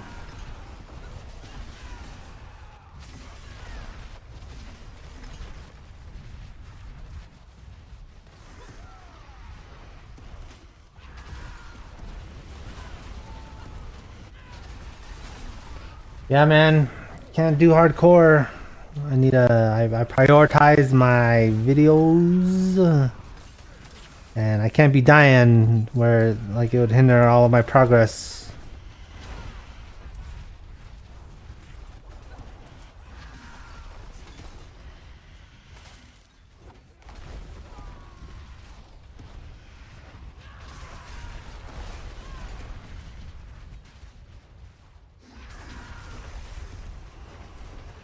Yeah. Understandable. Oh, well, thank you for your understanding.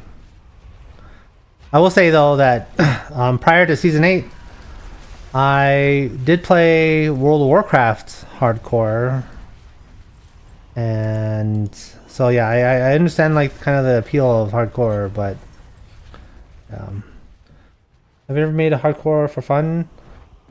In Diablo 4, no. I have played hardcore in Diablo 2, but like yeah, like it just kind of solidifies my decision to not play hardcore. 'Cause yeah, I did make like a couple videos of my progress and stuff, but bro, like you die and then like you just like if I'm doing like 100 cows or something and I just die in the middle of it, like oh okay, well I guess I'm not no longer doing 100 cows. Um, exhilarating and devastating. Yes, sir.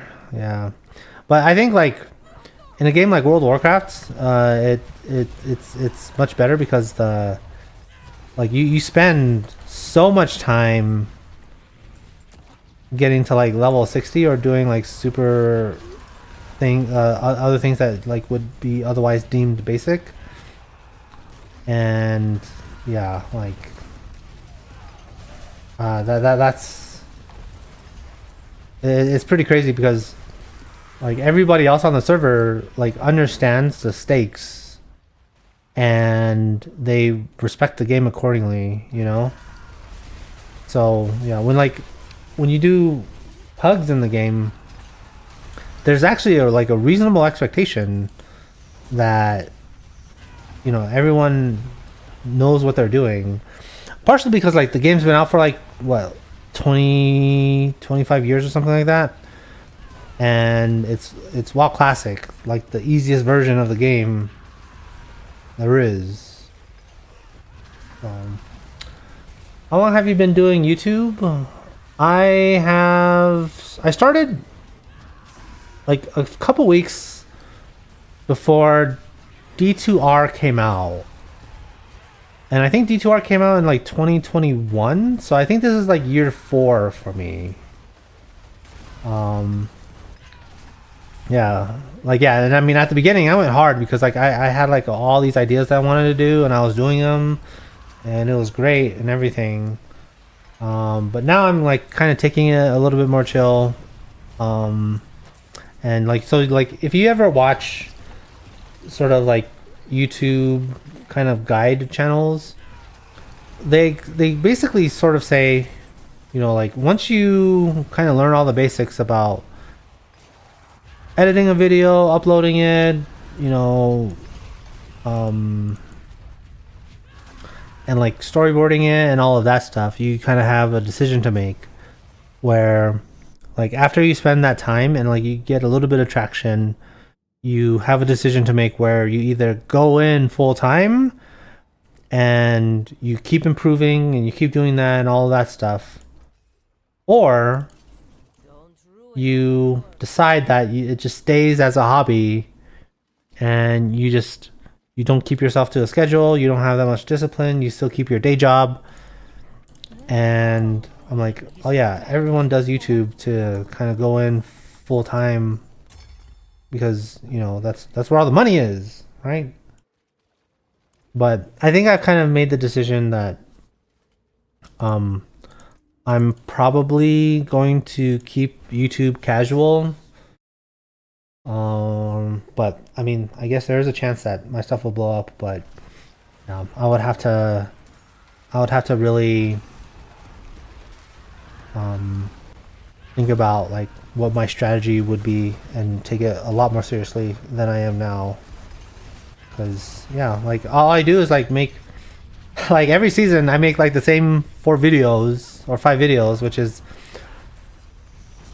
runs 100 runs of like certain boss for season 7, right? 100 runs for certain boss in season 8, right? It's like kind of the same video, but I can still make it interesting because, or not really that interesting. It doesn't take that much effort from me, where you know, Blizzard changes the drop rate of the mythic unique items, and oh, that's the question I'm gonna explore, right?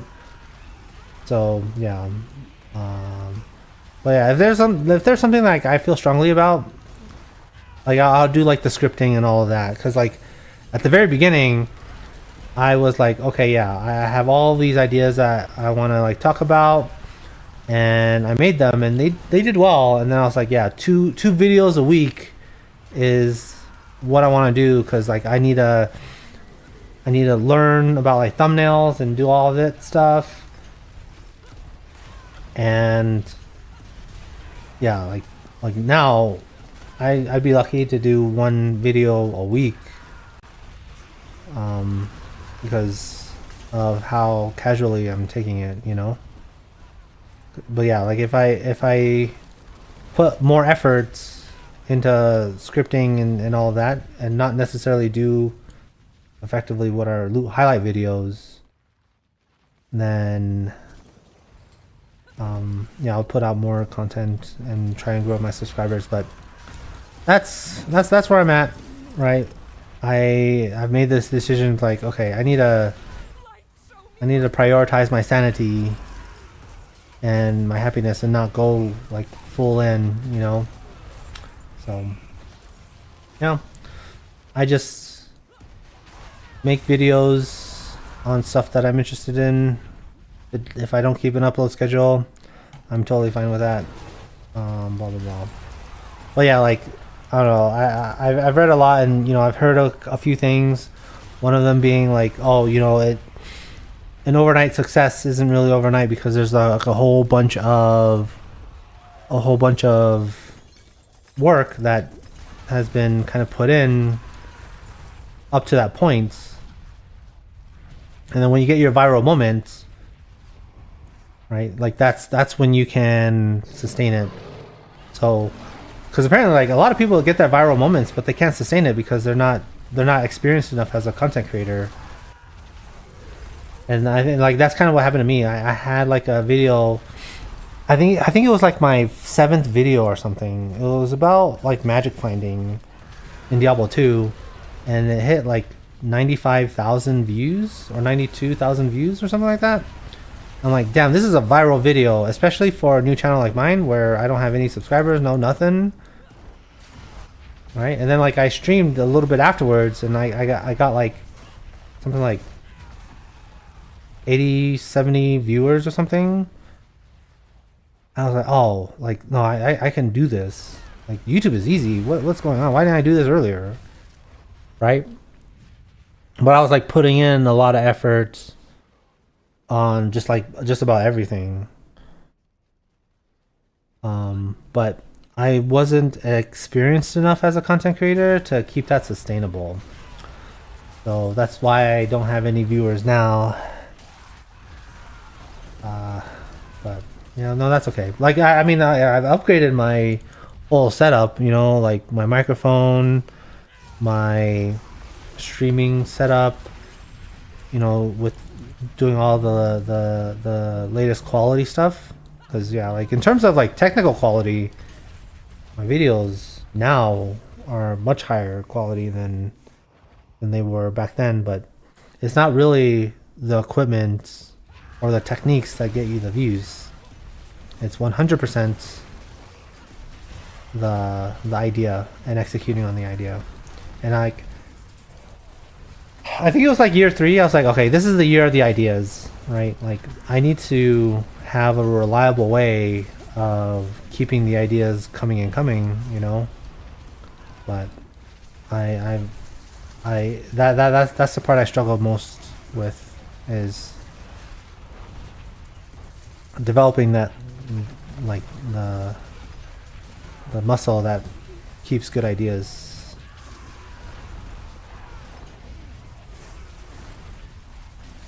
So, I mean, I'll say like I'm better at developing ideas than I have been before I started YouTube, but it's not at a point where I want it.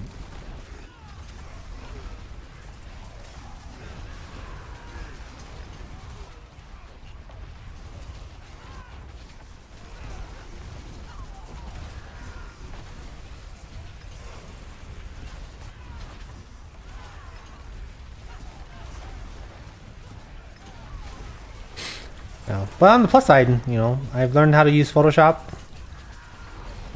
So that's nice.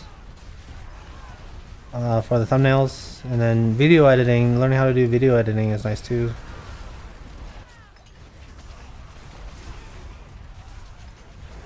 Yeah. Like, I learned video editing in grade school, right? When they had like the computers and stuff. And I was using iMovie. But being efficient at it is something that I'm really glad that I learned.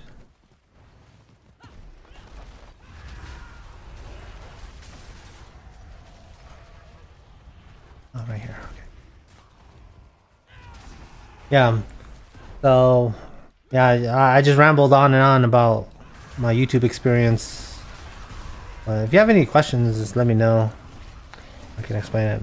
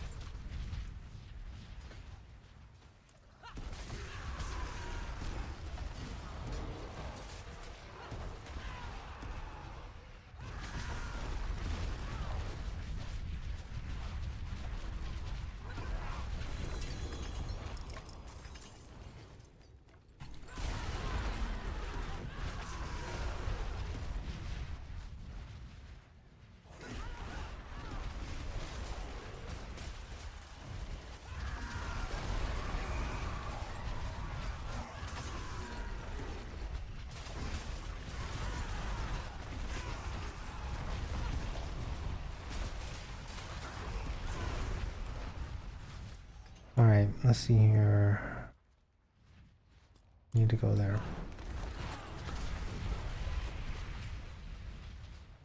Even though I'm done with the helltide, I am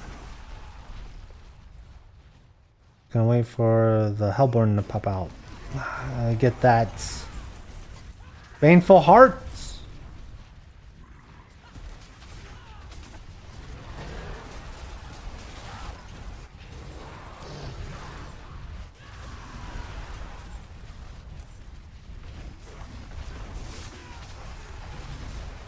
Not much gets past me.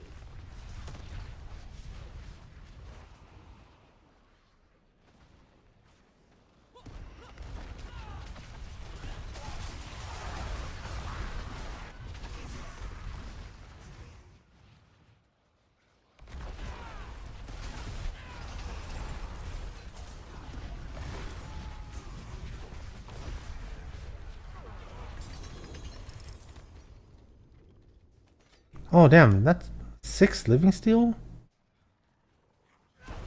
Whoa. I mean, I guess if I really want to farm living steel, I can open up all the chests instead of just the mystery ones.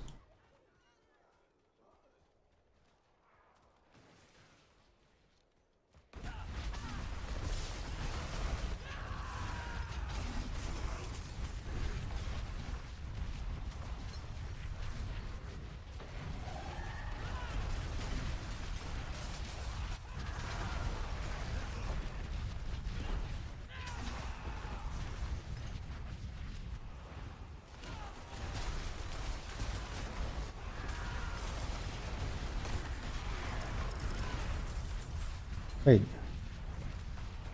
Did I kill the hellborn? Ah, okay. Let's see how many living steel I get from a 75 chest. If the cinders are anything to go off of, I should get 3 living steel. Because 150 living steel was 6. 2 living steel. What a ripoff.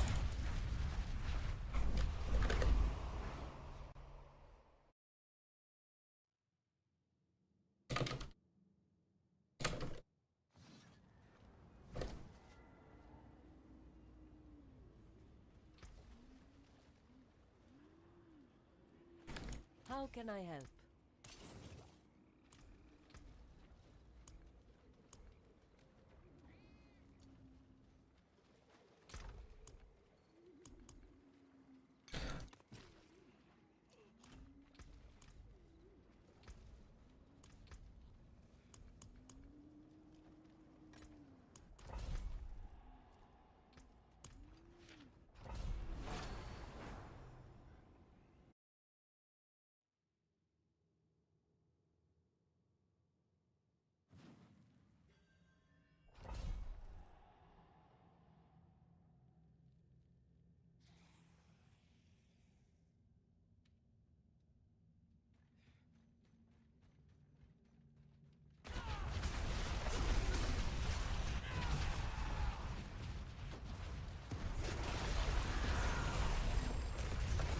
Oh, the knock room.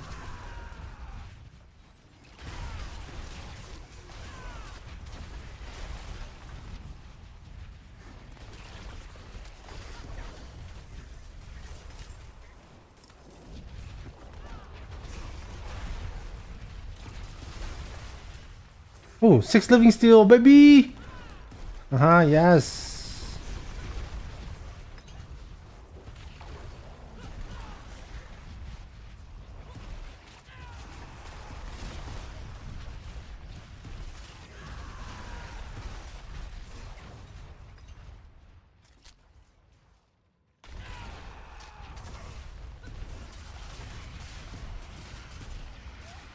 Oh, treasure goblin.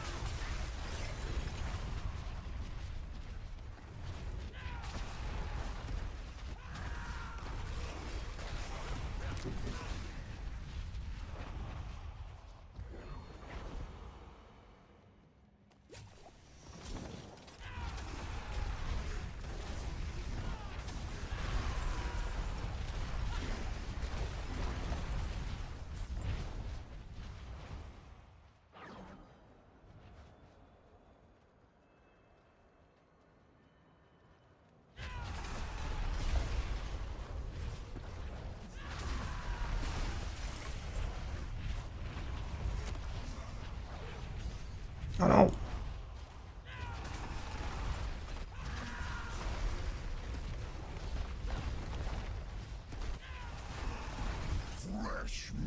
Oh, fresh meat.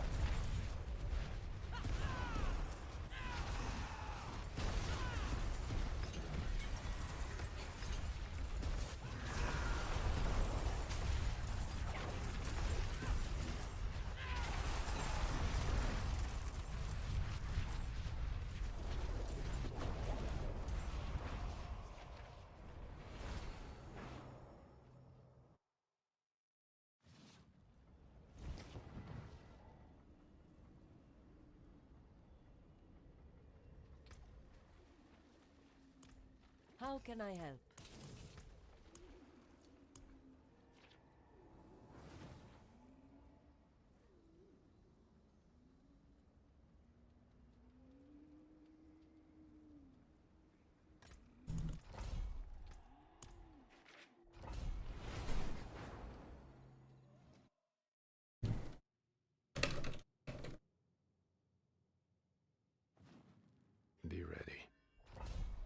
Meat storage.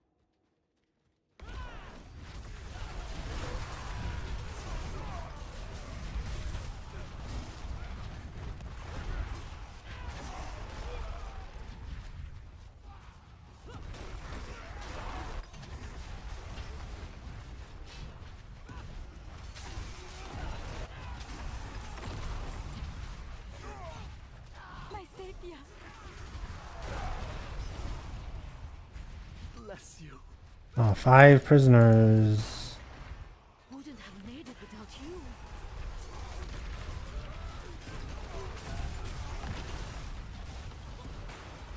Bless you.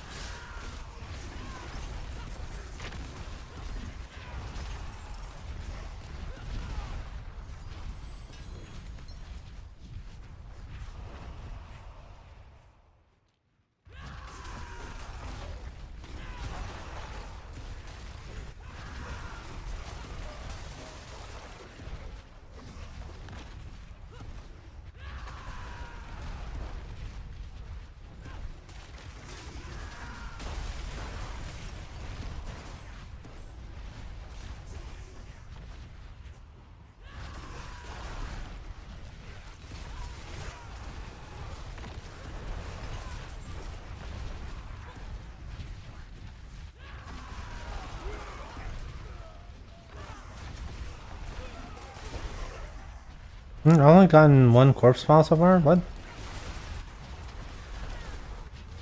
We've been at the second half of the dungeon forever. You're there. Ah, snap. Extra Obdicite, baby! The only way out of this is to fight.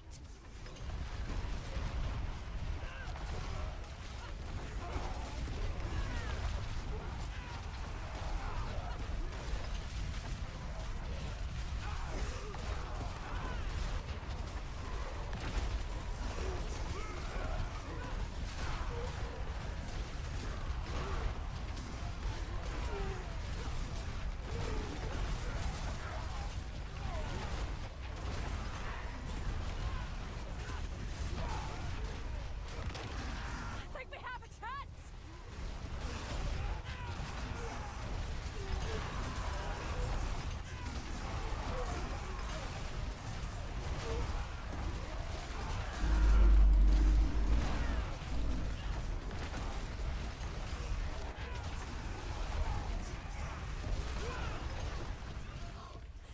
You deserve this.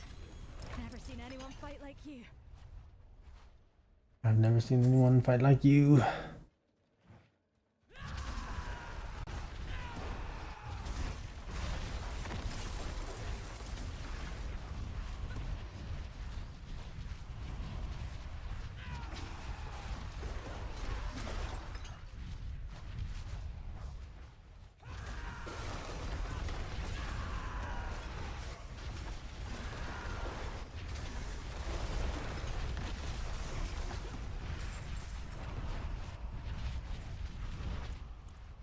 Alright, 1 more corpse pile, boys.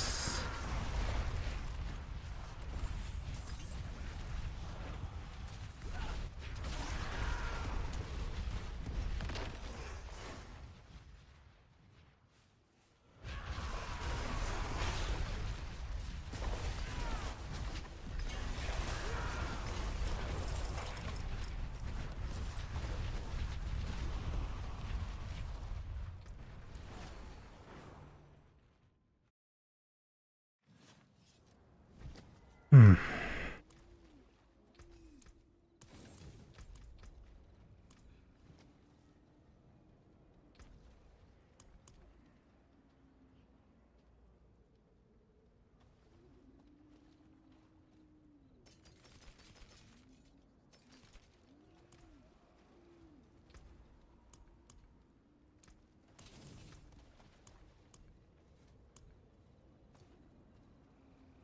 Okay, let's see here.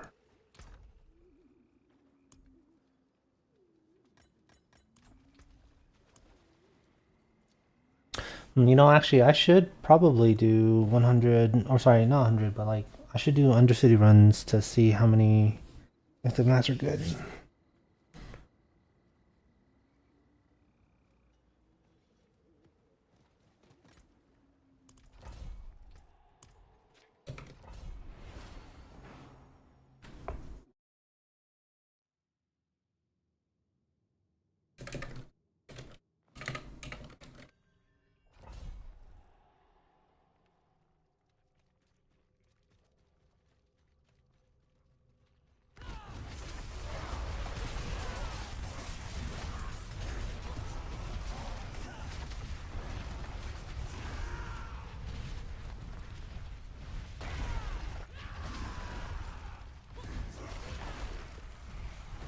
What? The enraged spirit?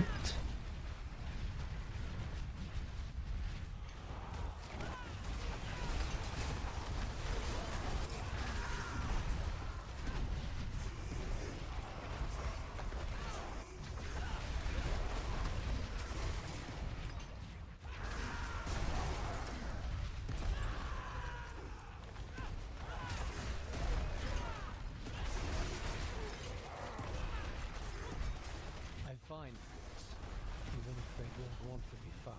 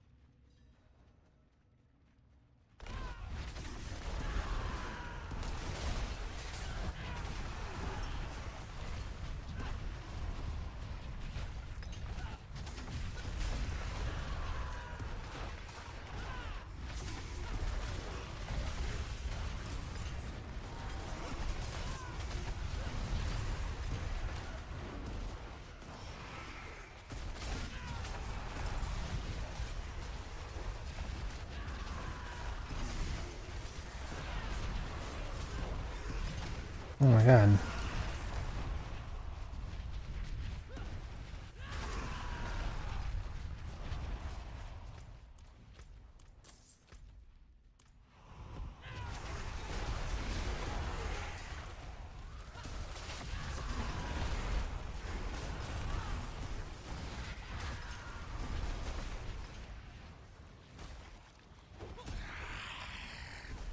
Who dares disturb us?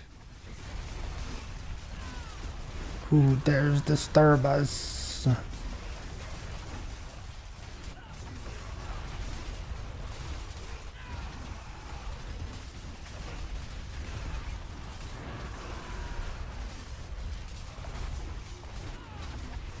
Slay bats before they merge? You will suffer for this. Oh my god. That sounds kind of gross.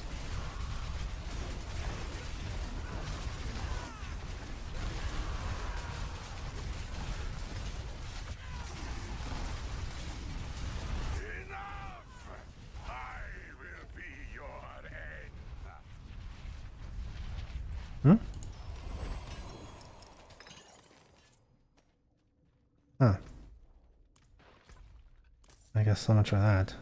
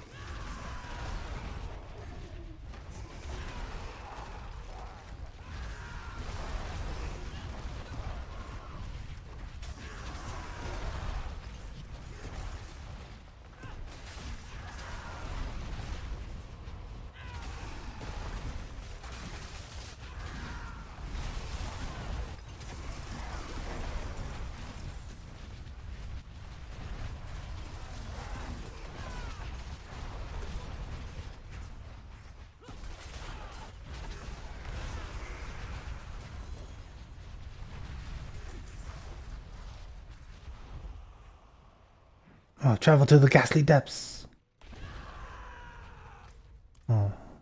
Looking for those enraged spirits, but looks like I found them. And I didn't even realize I was killing them.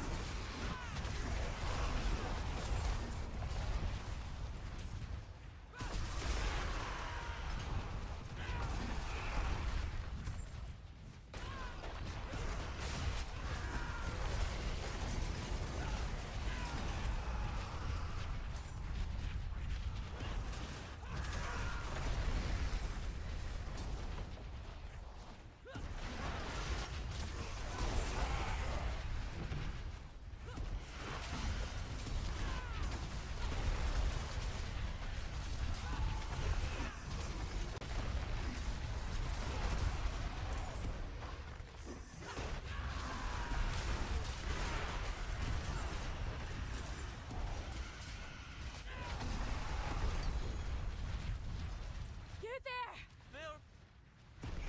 They're here! You ready? The only way out of this is to fight.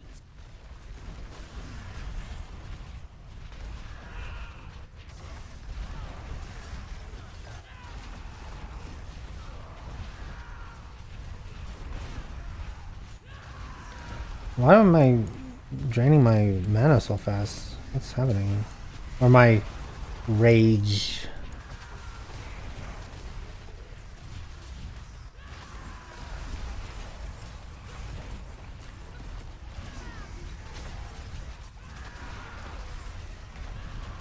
I think we have a chance! Formidable.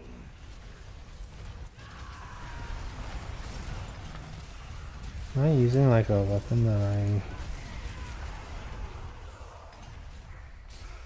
Oh.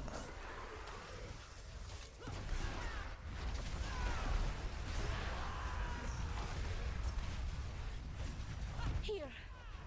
Something for your troubles. Ooh! A 3 greater affix sword. Oh, not bad.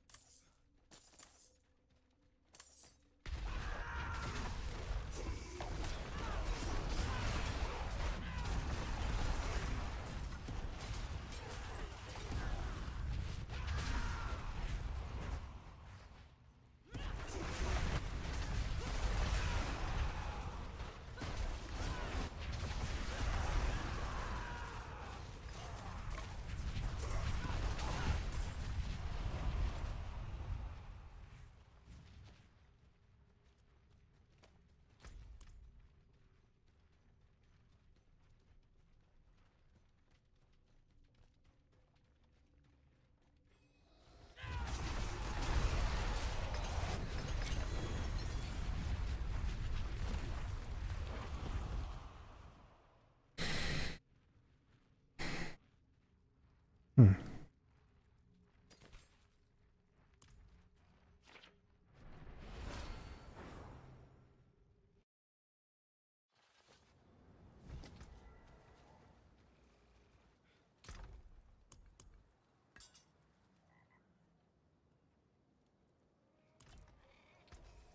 I can break that down.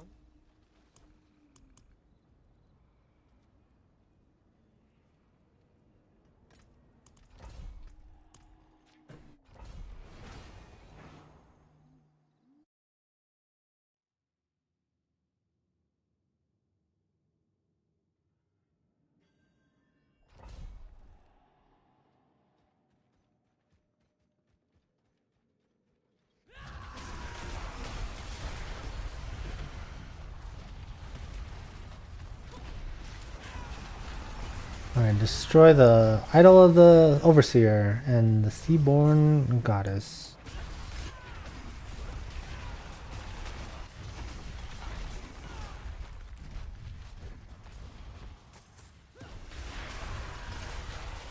Okay.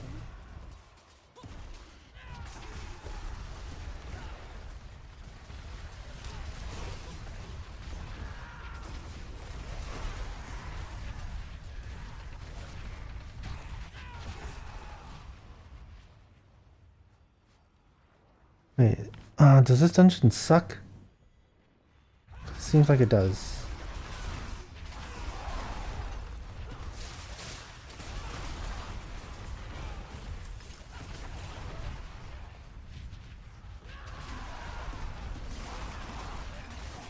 Over here! Help!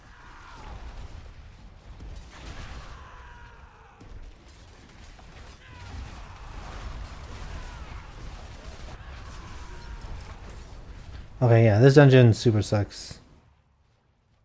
The backtracking? Rash.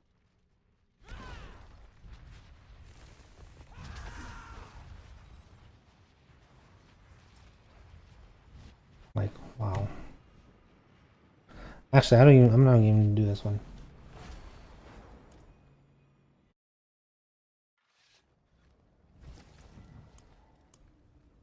Halls of the Damned. Ban listed.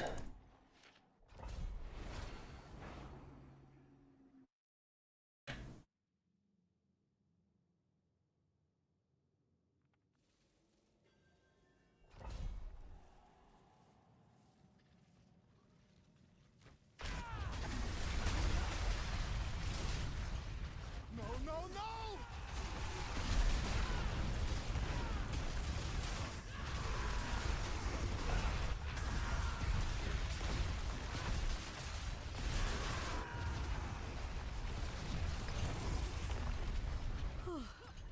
Wouldn't have made it without you. 2 more prisoners.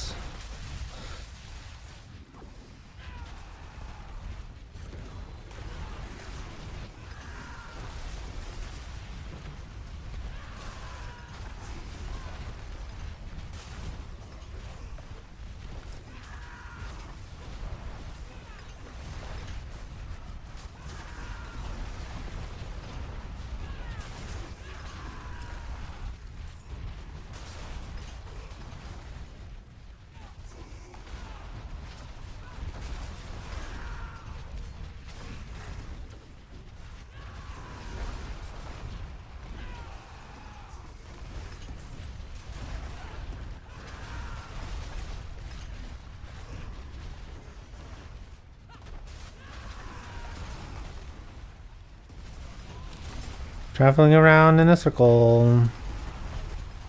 As whirlwind barbs do.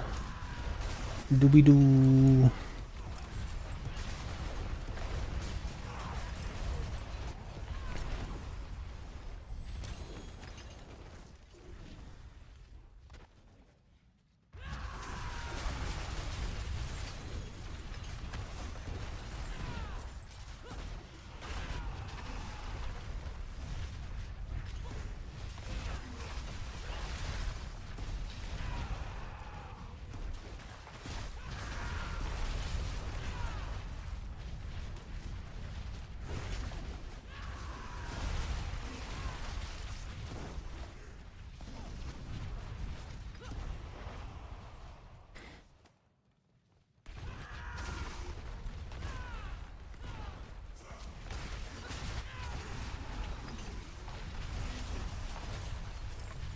You are the answer to my prayer.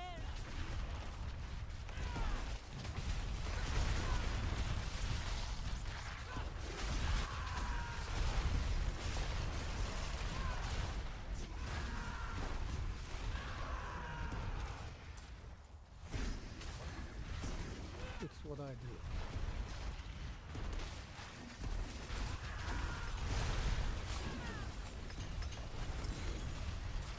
Oh, Lithrun.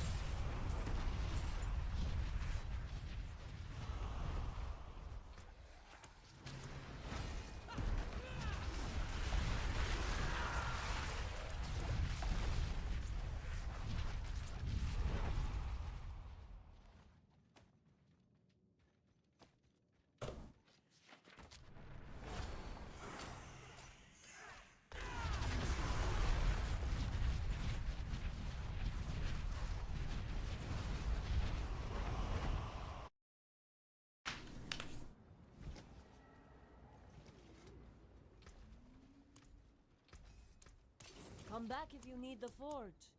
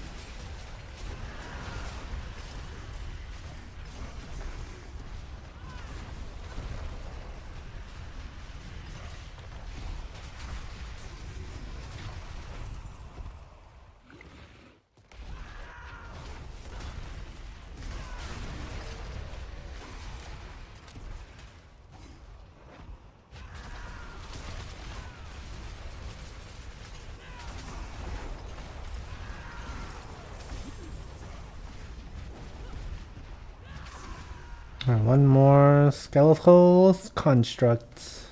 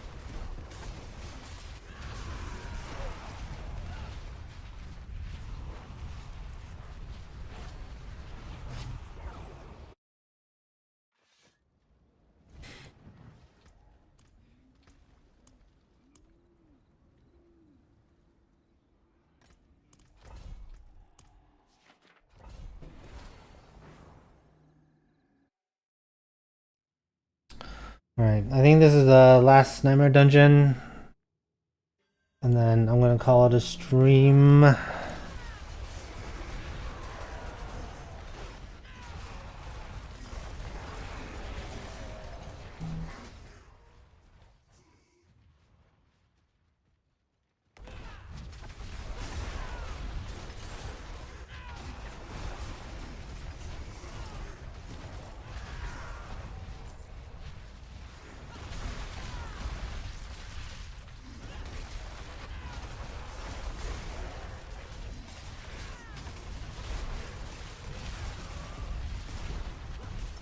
Formidable.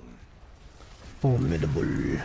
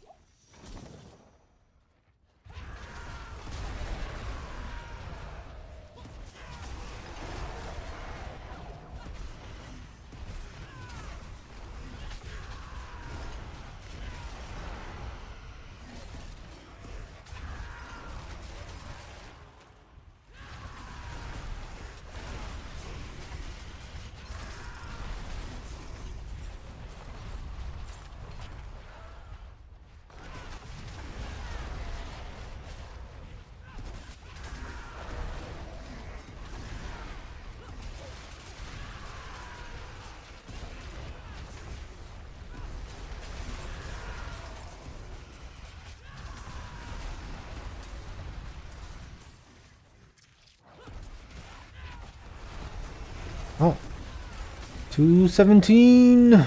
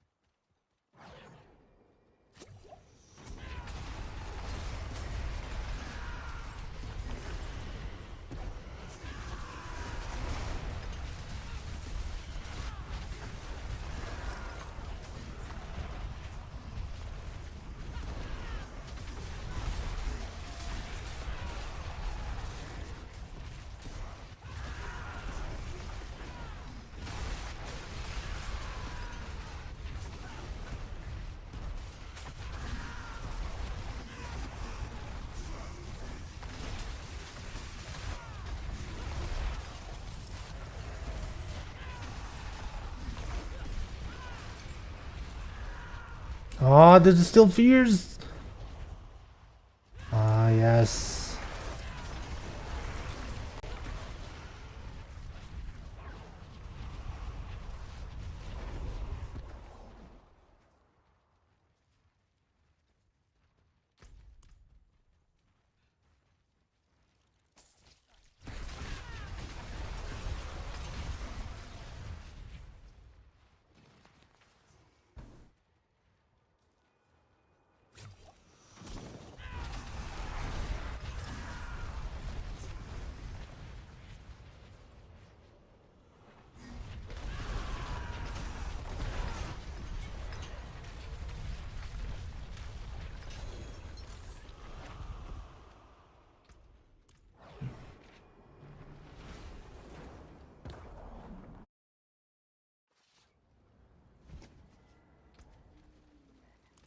All right.